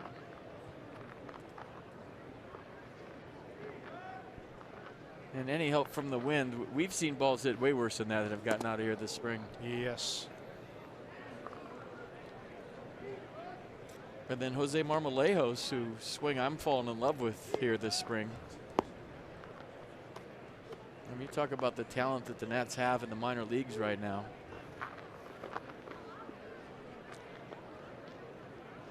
Some guys we haven't even seen yet that I'm hearing about, so they're stacked.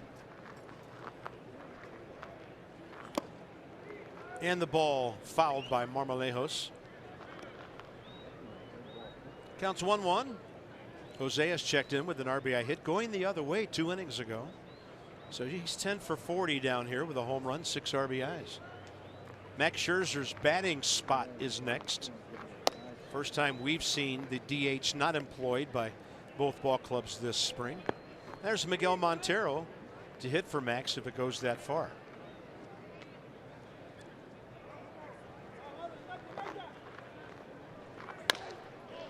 And a top spin bouncer to Cabrera. Nationals go 1-2-3 for only the second time tonight. Through 5, it's all Washington by 5.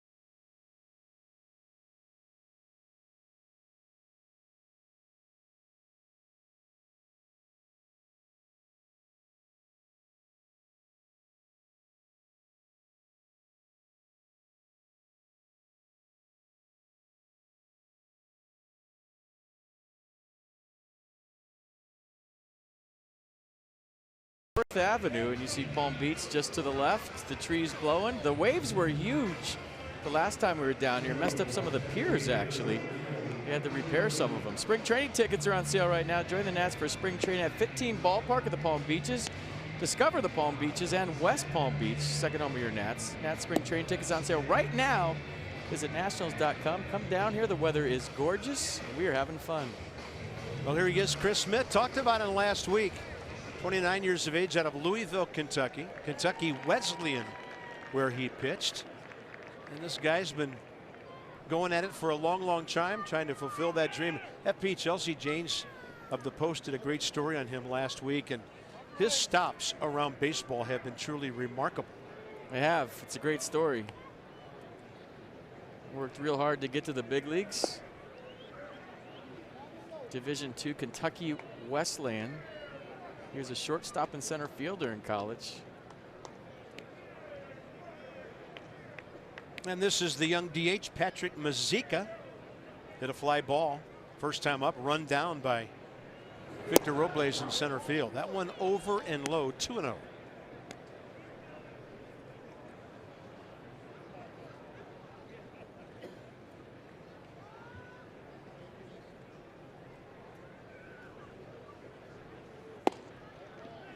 So after college, Carp, get this. He headed to a 350-player workout put on by the Independent Frontier League when he wasn't drafted. He had to pay $65 for the tryout. So you talk about foot in the door and wanting something. Played in Traverse City. I don't know how to say that town, but he's been everywhere. Let me see. You probably know it. Oh, Alamogordo, New Mexico. Yeah. Trying to say that on the air. Nice job, partner. But he finally, through all his travels and trials, made it up to the big leagues with Toronto. That's great. At age, let me see, it was on September 27th he got the call up. So it's a tremendous story. He's been all over, and now he's here in big league camp.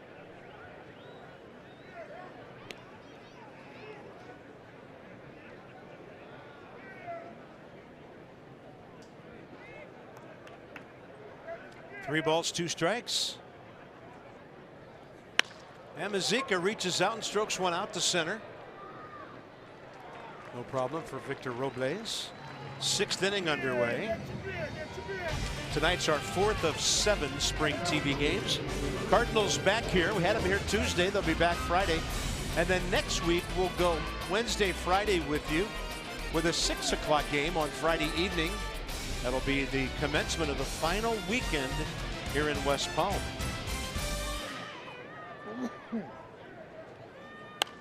Yeah, the DC crew flies out on the 20th for that one. We go back and forth, and there's supposed to be some kind of snowstorm moving in, so you might be doing that one on your own. With nobody in the truck, no cameraman, you just sitting up here by yourself. Hello again, everybody. Lock down one camera. Yeah, it's going to be interesting. 2 down on a fly ball to Lagares. Ahmed Rosario will be next. You guys are going to be here, or I'm not going on. I'll be here. I'll drive if I might just have to stay. I'll just drive. I got all-wheel drive.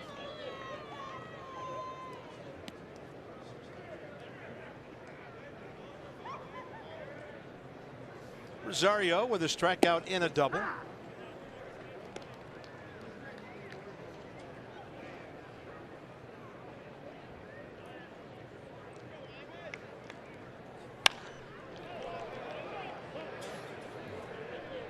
Bryce Harper tracking it all the way.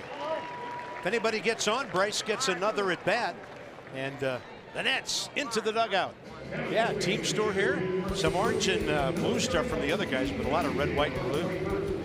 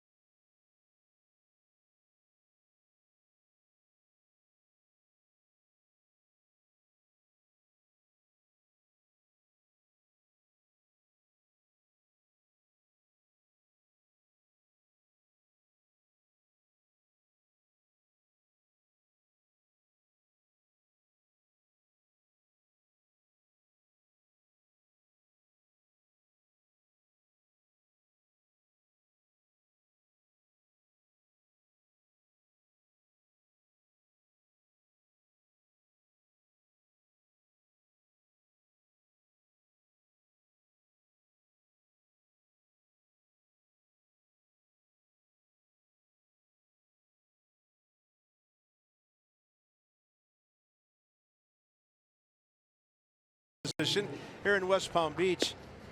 What did we talk about other than what we saw from Max Scherzer tonight?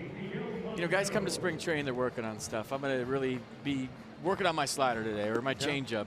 But to come out and strike out 9 Mets, it's got to feel good for Max. And Kevin Francis just texted me, he said, is Max going to be even better this year? And that's a great question. When you think about it, it's spring training, you don't want to get too excited. But when a guy has track record like Max Scherzer, you almost have to be excited about the outing he had tonight. 1 hit, 9 strikeouts, dominating performance, all of his pitches whenever he wanted them for strikes. It was almost like we were watching a game in June. Yeah, it's like, where's the ceiling with this guy? A.J. Griffin, the new hurler for the Mets, and Miguel Montero, who was on deck when the 5th inning ended, will be hitting for Scherzer tonight. So we get a little taste of National League Baseball here tonight with Scherzer, the pitcher, actually in the lineup as a hitter, and Montero pinch hits in the number 9 spot.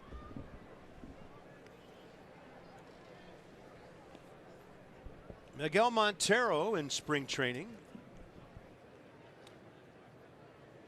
3 for 16 so far, a homer and 3 RBIs.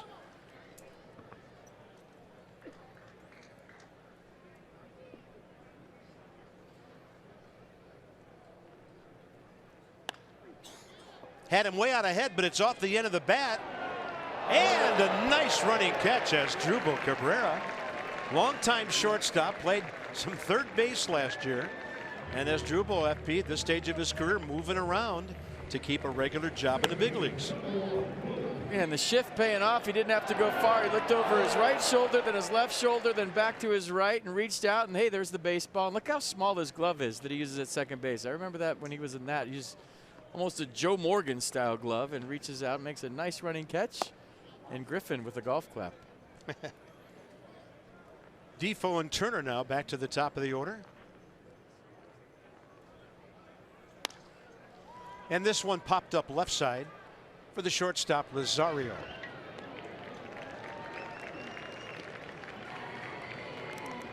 Ryan Madsen is up next. Amazing what Ryan, Doolittle, and Kinsler did to totally revamp the Nats bullpen after being acquired last year. How about your career peaking late if you're Ryan Madsen, throwing 97, 98, 99 a couple times, hit 100 last year in Oakland.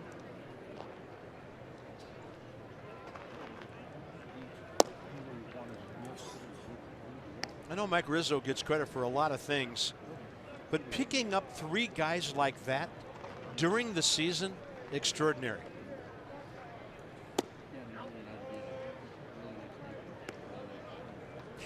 And Nats fans were pulling their hair out early in the year with the bullpen. And hey, be patient. He kept saying he was going to take care of it, and he did. And not just for a couple of months. You know, you have these guys under control for a while, so it wasn't one of those things where you just got them for a stretch run and they're gone. They're here, and the bullpen is fine. Guess who's on base for the 3rd time tonight? And the 2nd time via the walk. Trea Turner in front of Bryce, who's had a perfect night. 2 walks are on a base hit for him, a steal, 2 runs scored.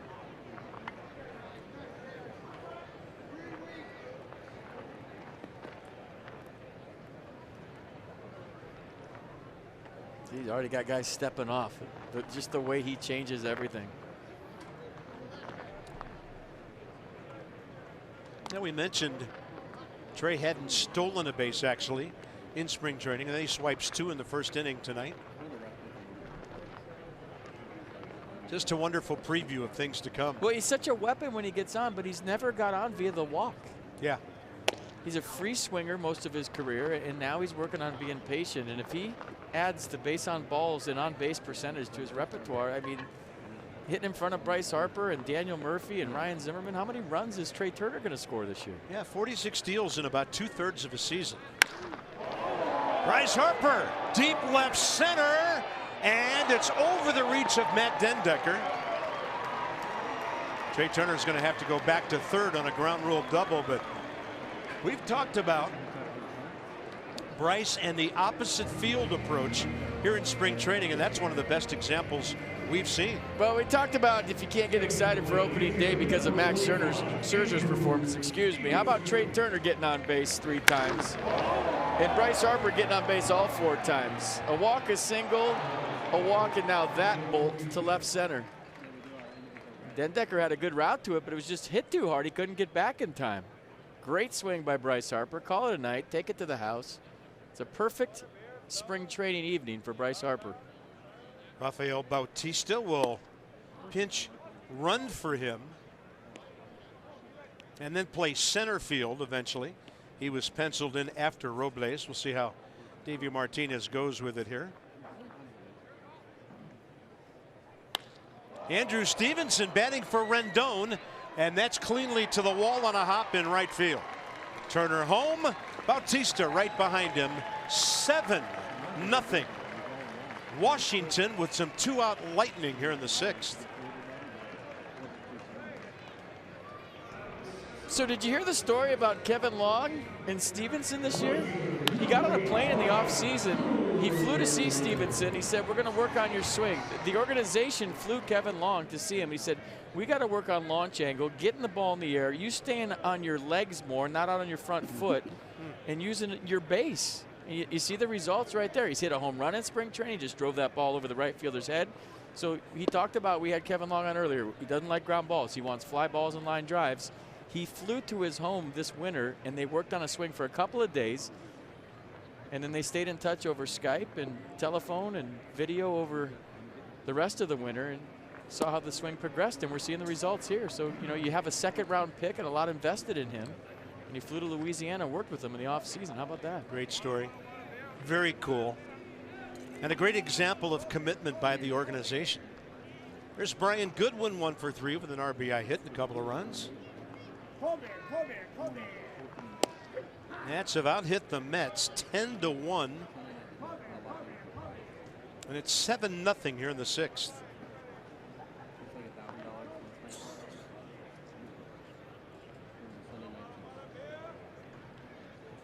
Yeah, that story was from Chelsea Janes in the Post.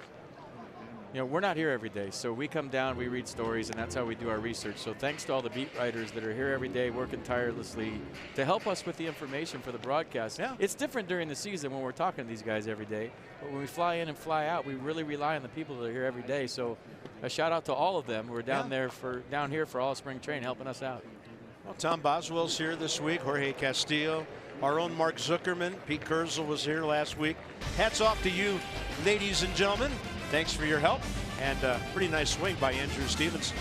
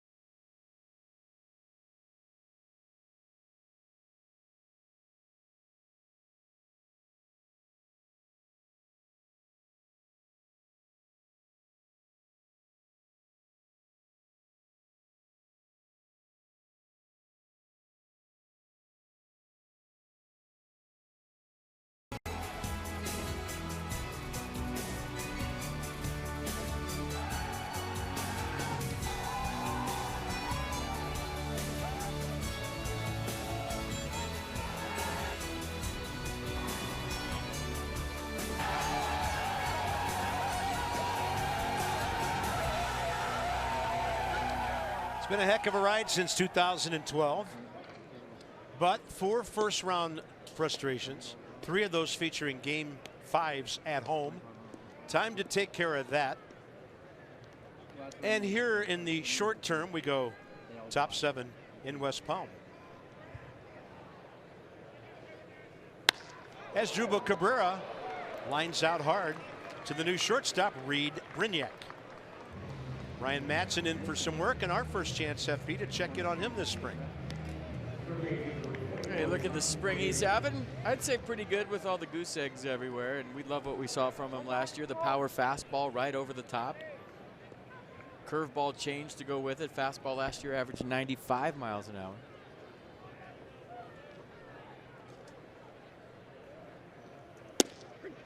And Madsen right in there, pouring a strike to Todd Frazier.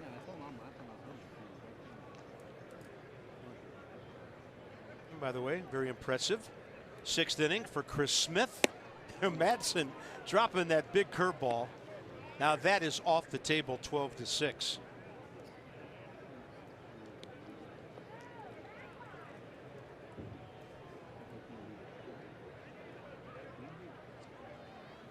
Then he goes front door with it, freezing Todd Frazier.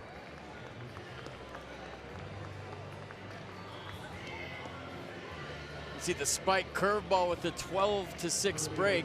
Straight up, straight down. See the finger off the baseball and the sharp break. And it's all I can do is watch that one. 28 strikeouts, 3 walks in 20 innings for the Nationals last year. 20 appearances. And he's throwing it all free and easy.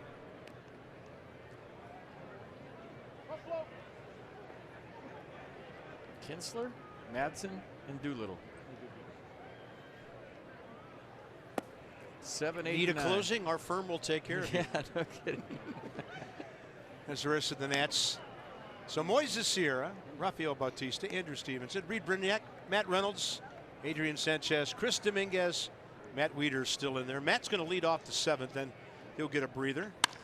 This one, no one to reach it, and only the Mets' 2nd hit of the night. And I'm hearing some Bronx cheers by people wearing blue.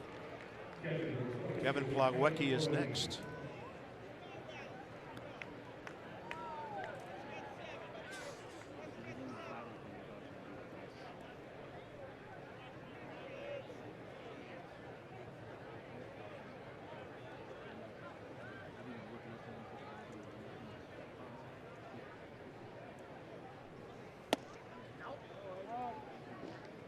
.37 years old, and he's pitching better than he ever has in his whole career. How about that? Isn't that something?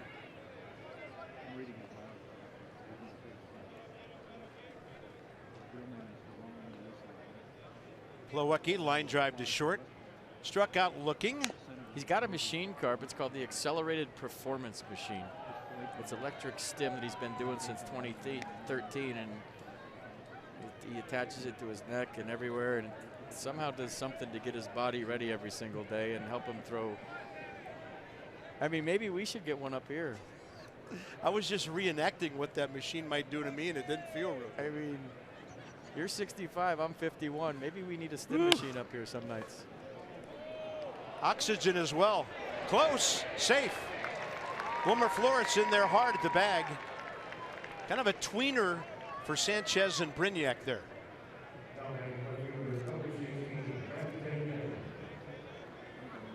Good effort by Adrian, selling out. Guy that really improved his value in the organization when he started moving around from shortstop, playing a little second, playing a little third, and he was nice for Dusty Baker's club last year. Helped out big time.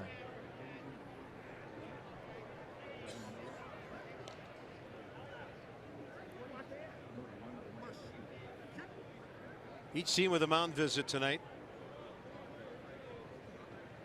I've been asked, are you going to put mound visits on the scorebook page somewhere? And the answer is it's not worth a total redesign. If somebody asked you if you're putting mound visits on the scorebook, they need to get out a little bit more.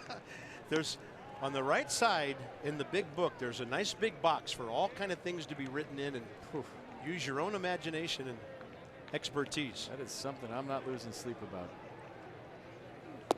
Nice changeup. You know, now this thing we keep in the bottom right-hand corner of the screen with the count and the score and all that, we call it the score bug. It will update you during ball games on mound visits, so we don't have to do anything. Our brilliant Mass and crew will take care of that.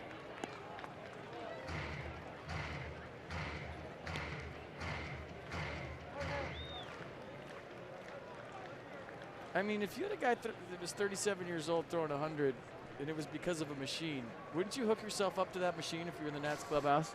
Like, I'm sure it's a little more complicated than that, but yeah, I'm waiting for the announcer to say, not available in stores, here's how to order. if I was in the Nats clubhouse, you'd have to tell me how to take the machine off, because I'd have it on 24/7. You? Come on. It's got its own coffee holder, I understand, as well. I'm just telling you.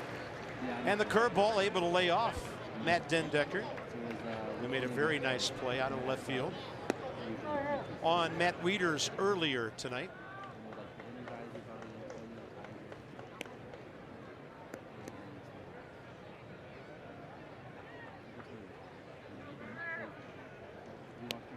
7-0 Nationals, top 7 here in West Palm. 3-2, runners moving. That is fair, right near the bag. Foot race, and Ryan Madsen loses it, and a runner comes home. Matt Dendecker beat Ryan to the bag, and the Mets are on the board with 3 consecutive hits, 2 of them on the infield. Well, that's something you work on every day down here in spring training. I don't know if Ryan was convinced the ball was fair, and you saw that little kind of jelly leg as he got off the mound, and that was the difference between safe or out. And there is no need to pull anything or try to hustle over there. Wasn't it in spring training that we saw Chen Ming Wong get all... Oh, he planted his foot and took a face first tumble several years ago, trying to cover first. That was not a big deal. Yeah. Kevin KACZMARSKI, the right fielder.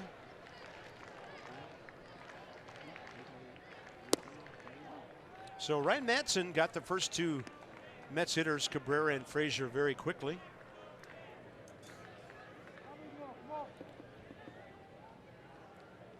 Clean single, and then a couple of tweener ground balls. Runner goes at first, and Nats will not throw through with Plawecki sitting at third.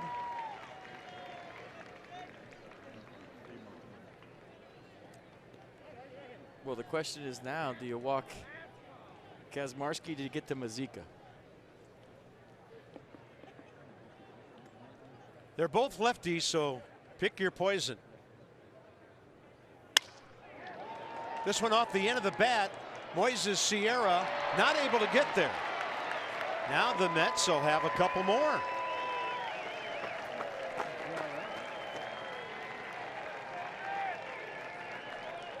Just like that, 4 consecutive hits, and 3 of them have been bleeders. Spring training. You ground ball up the middle, then you got a ground ball to first, and then a broken bat single to left.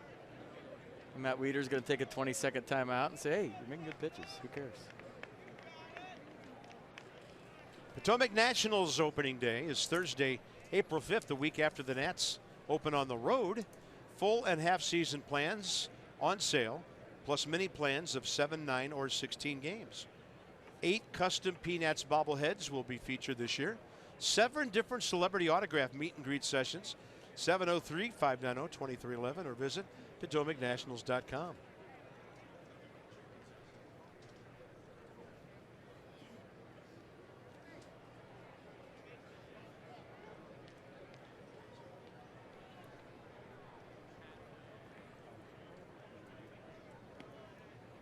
MAZEIKA, pair of fly balls to center.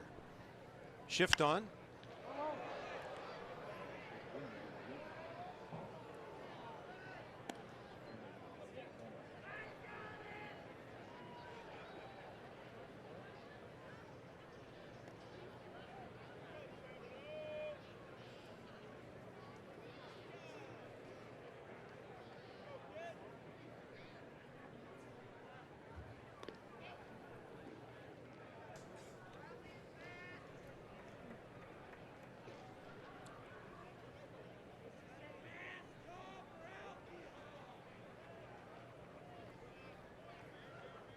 Former Met Matt Reynolds out in short right field on the shift.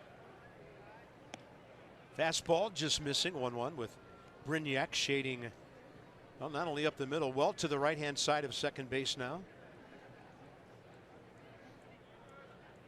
Chris Dominguez holding the runner.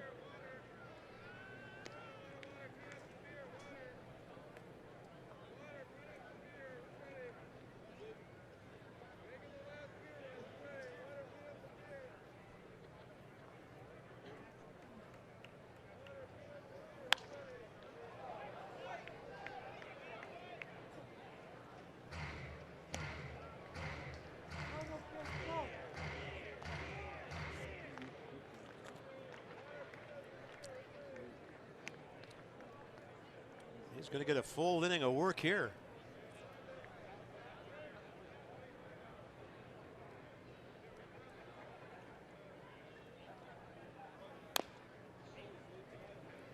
It's 93 with some nasty sink on it.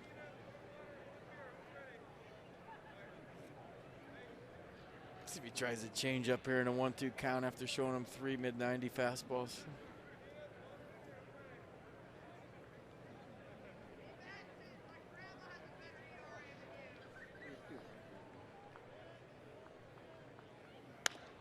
That was off speed. Chris Dominguez, the pickup at first. Mets get 3. Time to stretch. Nats by 4.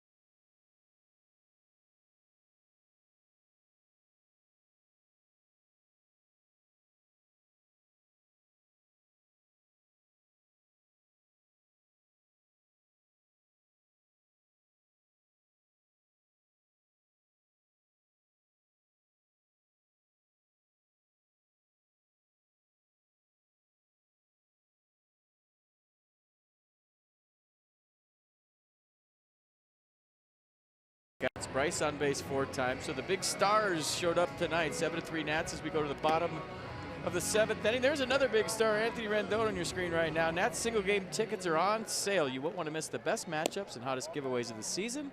Visit nationals.com to get your 2018 tickets today. There's Hansel Robles, 27 years of age, and for the Mets last year, busy from the pen, 46 games, 60 Ks, 47 hits in 57 innings. Is it bad if the main thing I remember about Robles is he's a guy that'll quick pitch you? He's got good stuff, fastball in the mid-90s if I remember right, but with 2 strikes and nobody on, he'll just throw the ball when you're not looking. Matt WIETERS will not get that 4th at bat tonight. Ryan Rayburn, first pitch swinging. Fly ball to center for Juan Lagares, first out, bottom 7. So the Mets have David Thompson at 3rd. Ahmed Rosario still at short, and at second base, Ty Kelly. First base, Peter Alonso. Outfield the same. Tomas Nido, N-I-D-O, behind the plate. Here's Reed Brignac. He's playing short for the Nats, and that was the hitting spot of Victor Robles.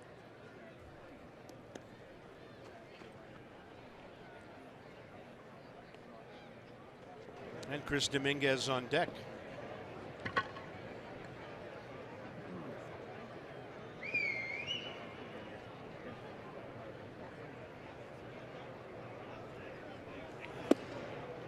Two and 0.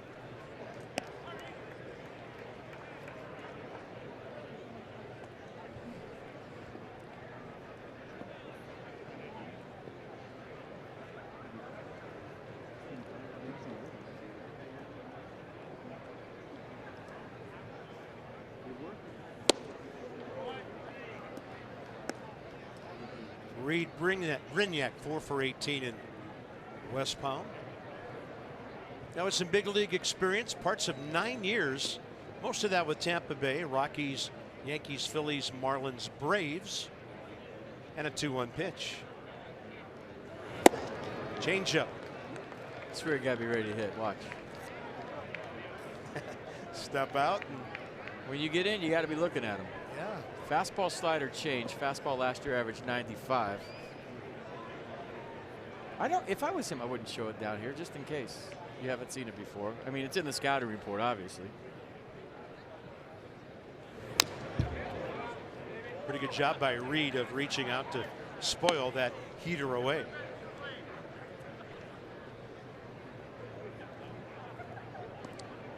Dominguez has swung the bat pretty well here. How about to the tune of 367? He's 11 for 30. And he's the only guy in the ball club with 2 home runs. Yeah, we saw him lose one here Sunday. That's got some movement to the inside edge. 2 down here in the 7th. This guy's got some pop, man. He's big and strong. Sunday against the Cards, gone. See you later. Let's try. I didn't want to copy it exactly.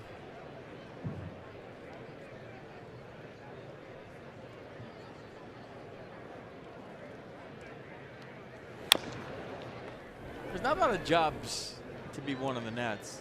But I'm sitting up here thinking Randy Knorr's going to have a nice squad in Syracuse, huh? Oh, yeah. Seems like it, at least. Chris Dominguez at homer, by the way, in the 7th inning Sunday. You never know. That's what you know. You keep playing. You don't know who's going to be healthy, who's not. And if for some reason you do go to AAA, you want to leave that stamp on the manager's mind that, hey, remember the spring I had. Remember my name. Right field line. Does he have it? Yes, he does. In the NFL, that would have not been a catch. I'm going to call that a fair ball. That's where he first touched it, and that's what the umpire signaled. Yes, no, maybe. You think? Oh, yeah.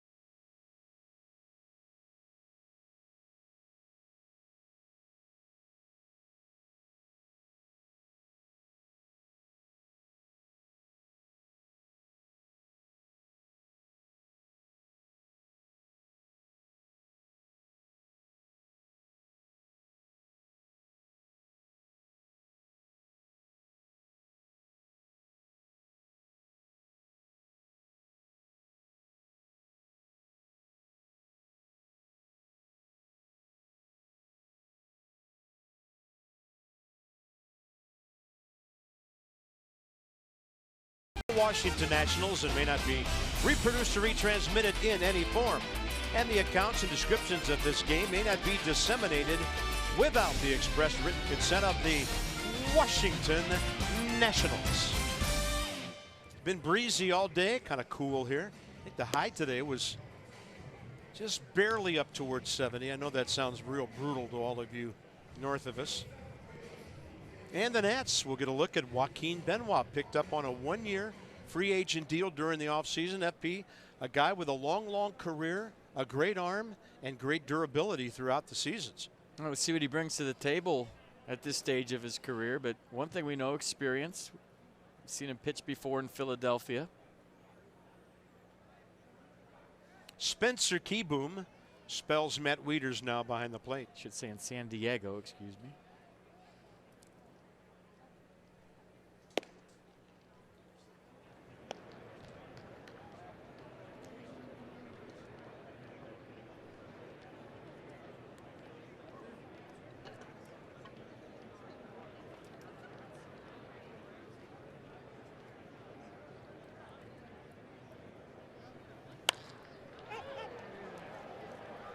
Over for a look. Dominguez, it's coming back. And then he couldn't get it. Twisting back right around that first row, and then he just couldn't get deep enough to grab it. Took his eye off it to see where he was, and then the ball moved on him. Wind not blowing a whole lot right now. The flag's blowing straight down.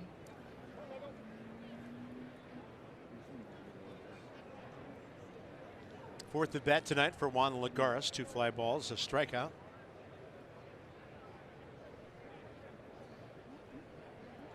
Yeah, Joaquin was with the Phillies last year. I was right the first time.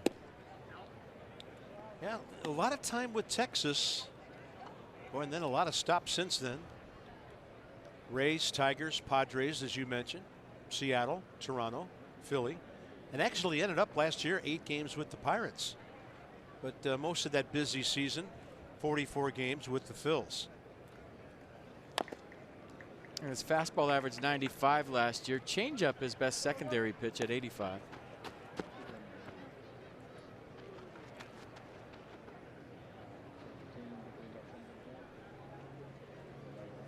First year in the big leagues, just 1 game with the Rangers, made 13 starts with them the year after that.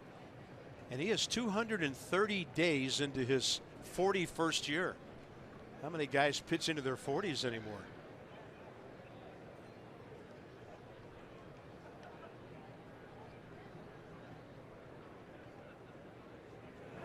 And the 2-2 took a little bit off.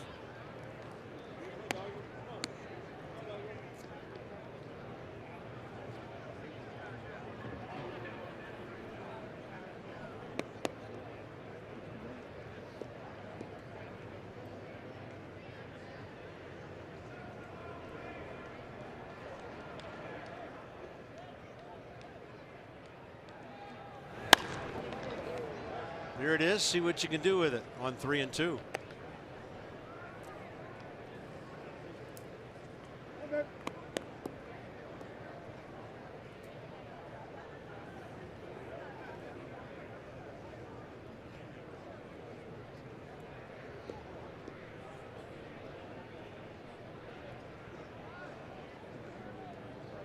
Yeah, last year lefties hit 240 against Joaquin and righties 211.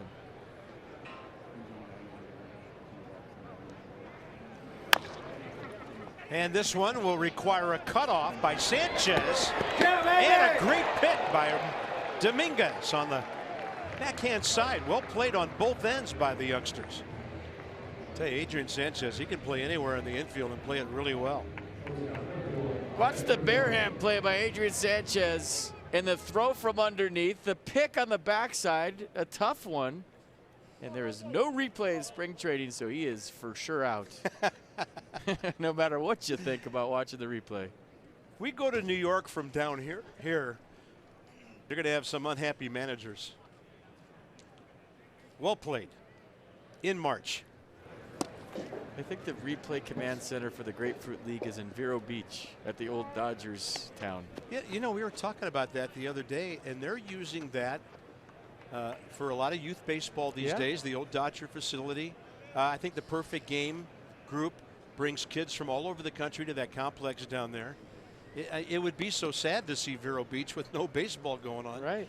And the odd thing about that was when the Dodgers were still there, they were the closest neighbor to the Nats in Vieira. It was about an hour. That ball is tattooed to deep left and up on the berm, and a nice catch over the railing by the fan.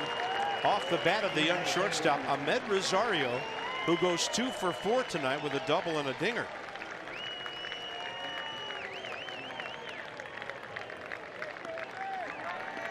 Well, you see the Papa Rosario here, a guy that for the most part last year, we saw hit the ball to right field and right center. That's where his power alley was, but he gets out in front of this one. And look at the launch angle. Gets underneath that and lifts it high to left field for a home run to make this a 7-4 game. That ball was high. I think Kevin Lund just said, see what I mean, to Andrew Stevenson watching that one? Yeah, if we had StatCast on that one, I guarantee you the launch angle is around 35 or 40. And look at the catch. He robs the bullpen. Well done. We had a running catch on a homer out here the other day. Guy dodging fans and blankets and coolers. Great range. There's Ty Kelly, who replaced Asdrubal Cabrera.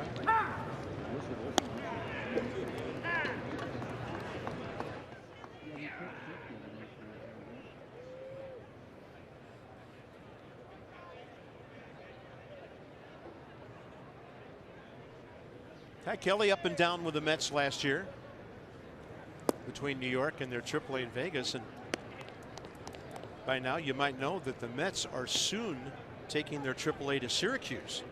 So the Nats searching for a future AAA home.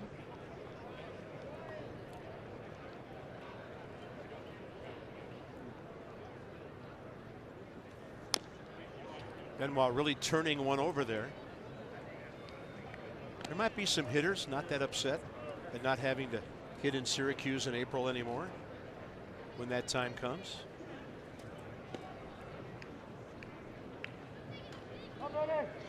And I'm sure somebody will want to grab Vegas. They're building a brand new ballpark there.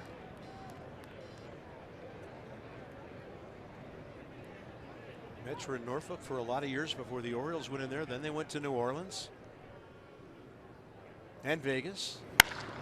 On a pitch upstairs, skied to center for Bautista. It'll play for Rafael, 2 down.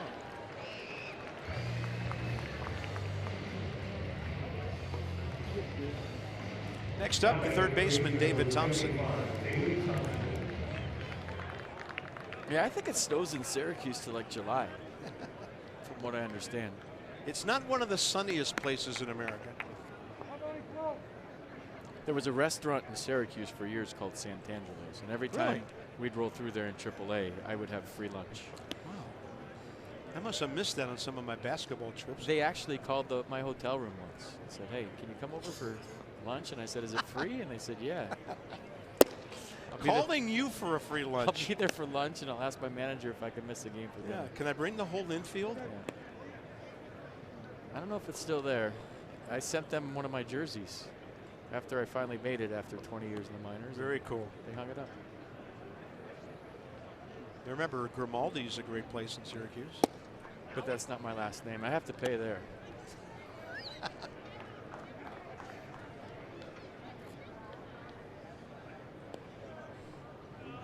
Doing a Google search for Santangelo's in West Palm for after the game. 2-0 to David Thompson. This one right back over us and out of the ballpark.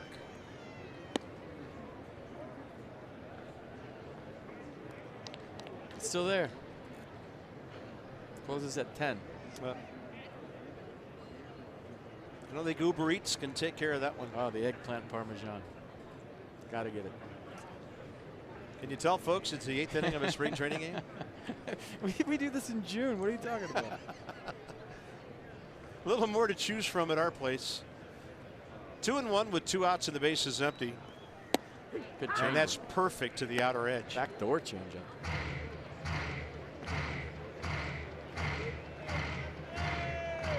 How many different pitches and deliveries and arm angles does this guy come at hitters over the years?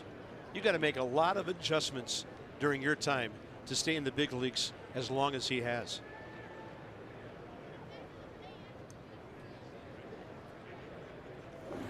That's a straight heater. Thought he might have had the corner a little bit outside. Well, no matter who you are, you have to make adjustments up here. Even Max talks about it. He talks about how you always have to reinvent yourself and keep evolving. You have to come up with new ways to get guys out because they've seen your stuff. You've seen their approach. It's a constant game of adjustments up here, no matter how long you're playing or how great you are. 3-2. Benoit's been to a couple of long counts in this inning. And chuck and duck, that one right up the middle. So the Mets making a lot of noise here late in the game. 7-4 now. This one has a little hook to it. Watch coming back firm and kind of knuckling to left center. Ball was squared up. That's the definition of squaring up a ball. When you take the rotation off it and knuckle it back up the middle. First baseman Peter Alonso is next.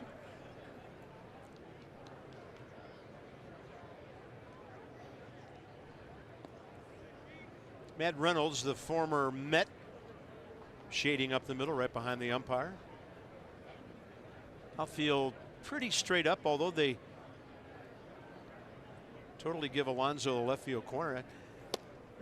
I mean, they have analytics on minor league guys and all that, and they're shifting on everybody. No, it's Dave Martinez's approach. He wants guys to plug gaps. He thinks outfielders guard too much foul territory in the big leagues. So the extra base hits are in left center and right center. So that's his philosophy in outfield play, that he wants his outfielders bunching the gaps. When do you ever see a triple down the line? Maybe the right field line on a Trey Turner type of guy. But the extra bases are in the gap. It makes perfect sense. You think about it, outfielders play too close to the line, they're guarding foul territory, and they're giving up way too much space in the gap. So what you're seeing right there is part of the manager's philosophy on how to set his defense. Yeah. Now they shift around a little bit. Their pitchers ahead in the count, and now Sierra in left and Bautista in center kind of moved to a little more of an offset position the other way. Well, you do that as an outfielder with 2 strikes. You move to the opposite field more because the hitter's in a defensive mindset. Oh, that's a nasty changeup. So a long, long home run by Ahmed Rosario. Mets pick up a run. We're going bottom 8, 7-4 Washington.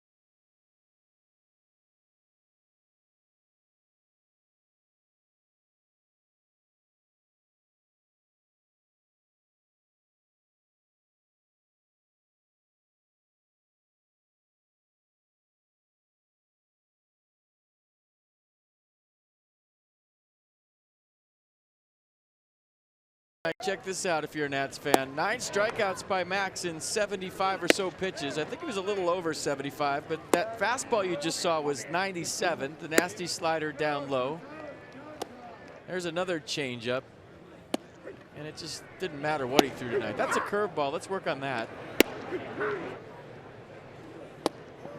A little slider, the tight slider. He's got 2 of them. One sweeps, one is subtle. That one was subtle, and now he's sitting in the stands watching the bottom of the 8th. Well, we know how we felt about Max's outing tonight. How did Max himself come out of that?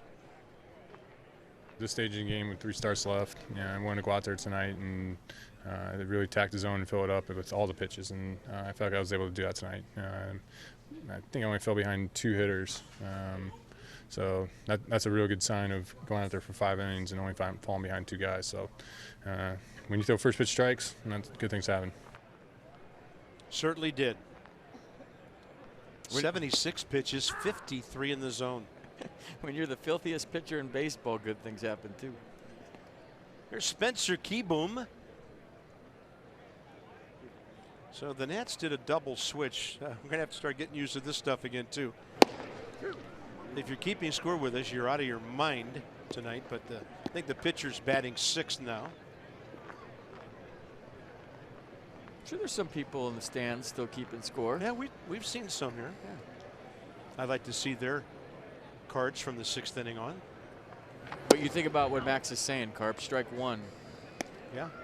Big for any pitcher, but there's a lot of pitchers you don't want to get to 2 strikes with. Guys that are the plus pitchers in the big leagues. You know, Clayton Kershaw, Max Scherzer, you name them. But I think with Max, you don't want to get to 1 strikes. You talk about 0-1 count against Scherzer, you're already on your heels. You're already on the ropes. He's delivering blows left and right.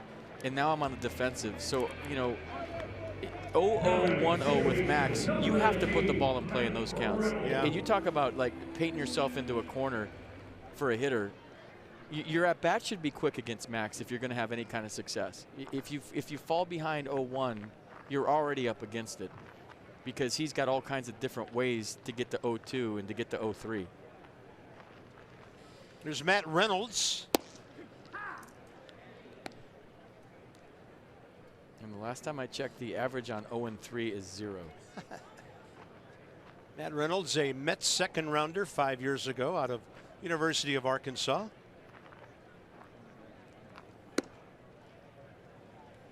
Yeah, Matt Reynolds, another guy who went deep in our ball game on Sunday. 6th inning against Austin Gomber of St. Louis. He hit a towering drive out of here to left.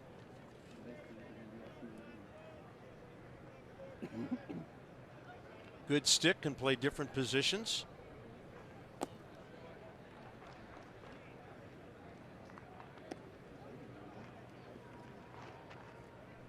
Second inning for Hansel Robles.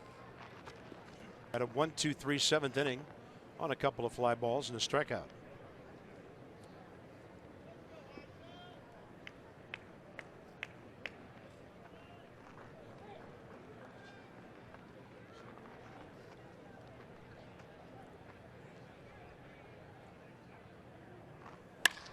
He gets a big piece of that one out to center.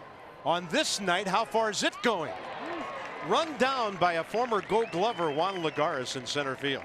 Nats have had about 4 balls tonight that are long home runs during the daytime here. Swinging it well, and with more on Max, here's Dan. Bob, in that interview that we showed you a piece from Max Scherzer in the Nationals clubhouse just a couple minutes ago, he mentioned one thing, and this is the level of detail that Max works through all the time, really, but also in spring training. He said he hadn't worked out of the stretch much thus far this spring, and there was a runner on at one point tonight. I believe WILMER FLORES, he said, was up, and Max wanted to work on throwing a curveball with a runner on to try and throw a good sharp curveball, but also get it to the plate quickly in order to hold the runner close. So those are all the different scenarios that Max Scherzer is working through here in spring training to try and make sure his full game is locked in come the first day of the season. Okay, Dan, so now we know why he gave up that 1 hit. And by the way, in the kind of crazy spring training trivia department, we were told by our guys down in the truck that 10 pitchers have struck out 10. Max didn't quite get there in a spring training game over the last 10 years, but they were all after the 15th of March when guys were really stretching it out to get ready for opening day, or I would imagine a bunch of those guys were opening day starters. And Max almost got there tonight on March the 13th. Derek Lilliquist has to love what he gets to watch. I would guess Nolan Ryan struck out 10 in a spring training game. Maybe Pedro Martinez, Randy Johnson, guys like that. I think Nolan probably struck out 10 a couple times and walked 6 or 7, making hitters feel so comfortable up in old Cocoa Beach for the Astros. He was in camp, or going to be in camp with the Astros. Nice swing. Moises Sierra came into play left field. He's got himself a knock with 2 outs here in the 8th. Next up in Bryce Harper's spot, Rafael Bautista, who pinch ran for Bryce. It's another big spot on the night. Harper with a pair of walks, a single, a double, a steal, scored 3 runs. Actually 2, and then Bautista scored that 3rd. I don't know if it's because it's a night game or because Max struck out 9 or Bryce had a nice night, but tonight's the first night I've been really excited about opening day. It had a feel to it tonight, like, you know, yeah. Bryce is getting close. He had 4 plate appearances. Max threw You know, his limit was 75, but he struck out 9. WIETERS looked nice behind the plate with his swings. It's starting to get there. He's starting to get the feel. We're getting close to games that count. 1-0.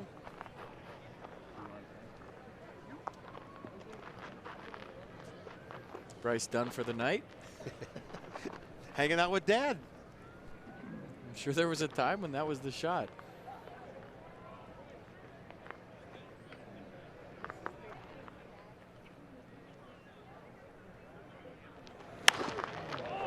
This one, a towering fly ball.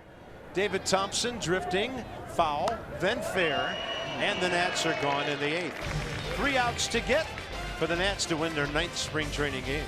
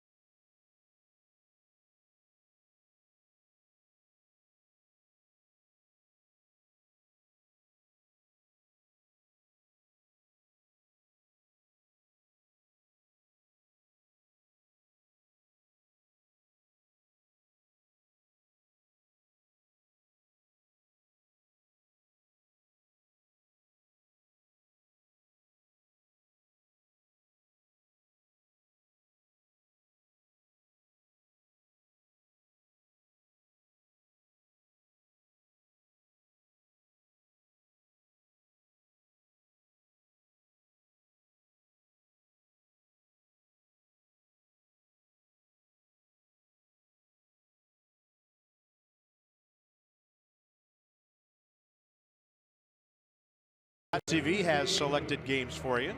Live on your favorite supported devices. And blackout, other restrictions apply for regular season games once that rolls around. Visit MLB.tv for details. Left-hander Tom Collins, non-roster, Tim Collins, pardon me. Non-roster invitee for the Nats. It's not quite that time yet. Out of Worcester Technical High School in Massachusetts. Oh boy. Last appeared in the big leagues, 22 games for the Royals back in 2014. See, that's it what had to happen. when we have fun during the commercial break. Sometimes that is totally on you and other unnamed people. But you said it. Fastball curveball change for Tim. Fastball averaged 92 in 2014 for the Royals.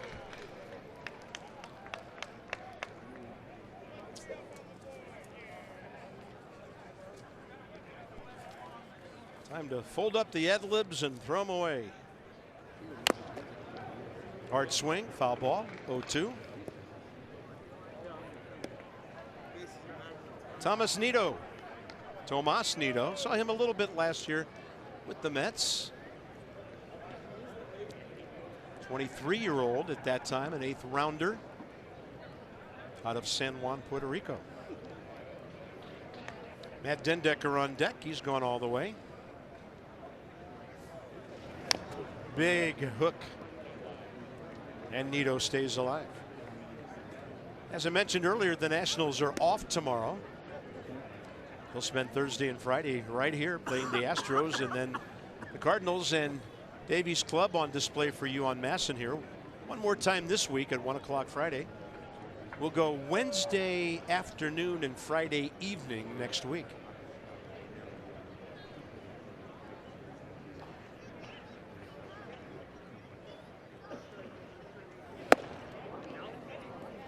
Pretty good hop on that fastball, 95. Yeah. Pretty good 0-2 purpose pitch there.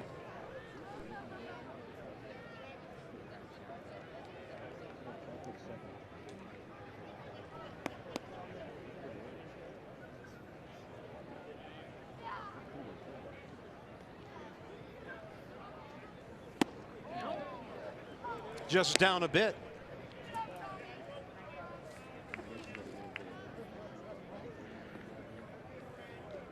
I told you last time, Tim has had Tommy John surgery twice. Yeah.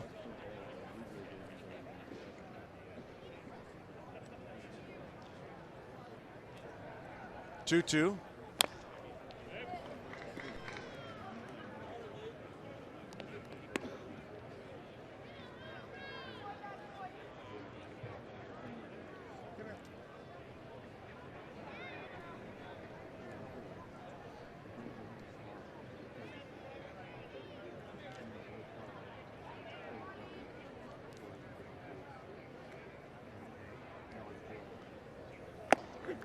That's up, but in the zone.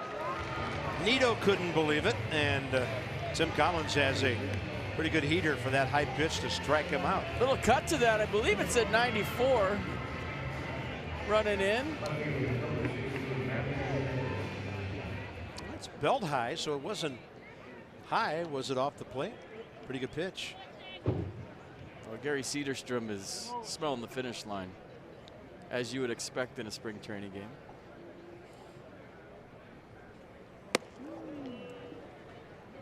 Matt Dendecker tonight. 1 for 3, couple of strikeouts against Max.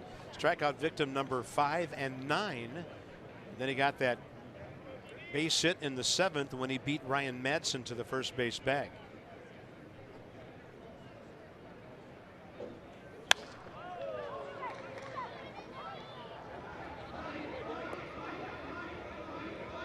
There's about 10 guys in each clubhouse that said spring training game is smelling the finish line. But sometimes the zone has been known to get bigger in the 9th in a regular season game. It has. You know that as a player.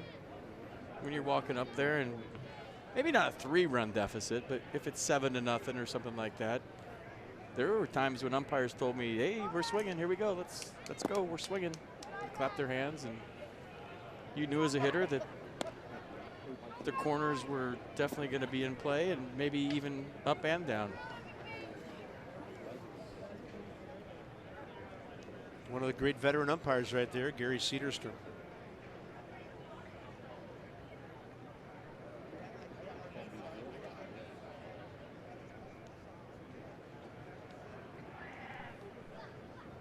Two-one pitch. Dendecker watched it all the way in.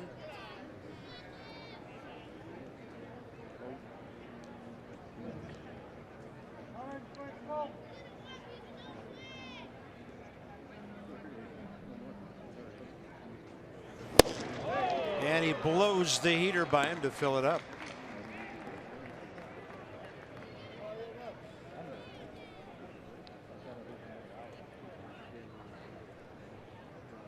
Nationals will see the Mets early.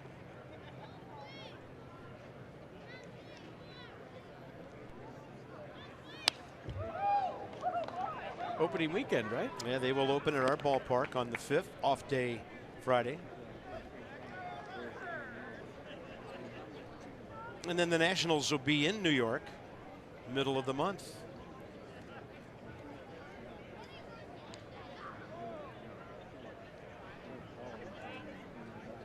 And many think they will challenge the Nationals.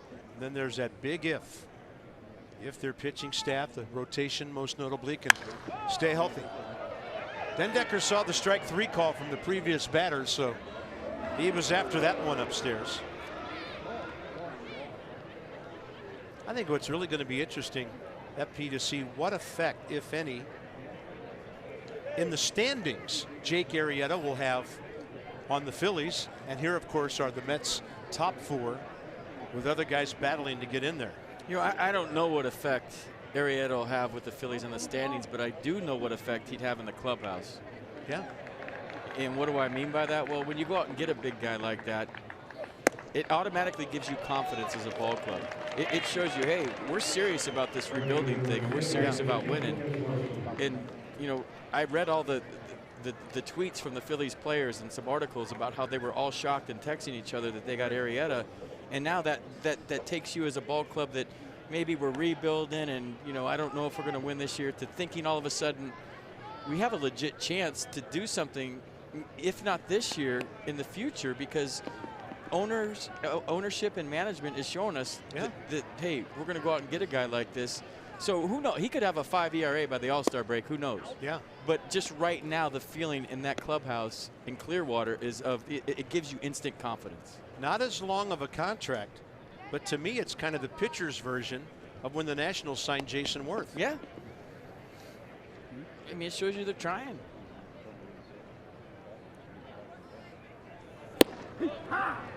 Strike call, 1-1. KACZMARSKI, the right fielder.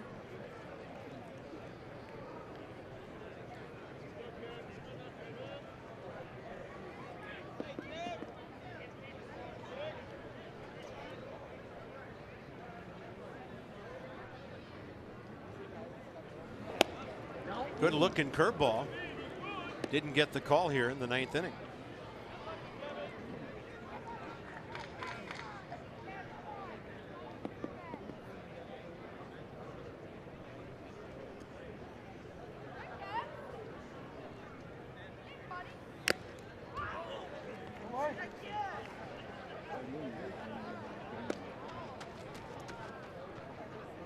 I like this kid's swing. He hasn't got cheated all night.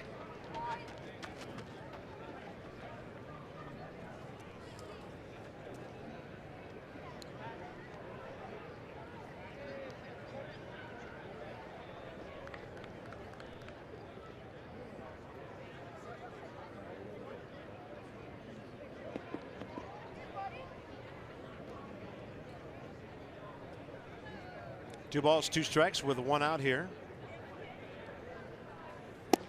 That is right on the outer edge for out number 2. Couple of called third strikes here in the 9th inning for Tim Collins.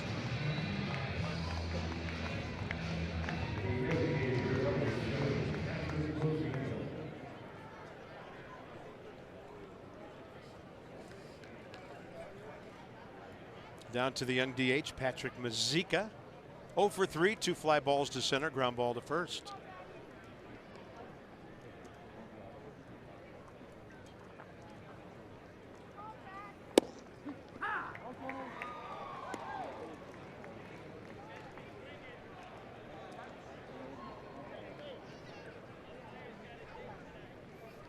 Lefty-lefty matchup with the Nationals in a shift. Matt Reynolds out into right field, about 15 feet worth. There's that big curveball fouled. I think it got him on the foot on the way, and it's 0-2.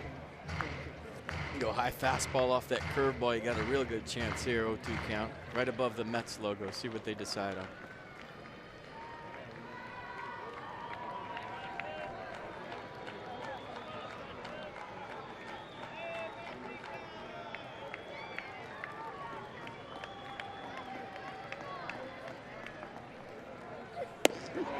It is in there, and this one is over. 1 minute before 10 o'clock. 2 hours and 53 minutes for the Nats to beat the Mets tonight 7-4 and go to 9-8. Some final thoughts from West Palm in a moment.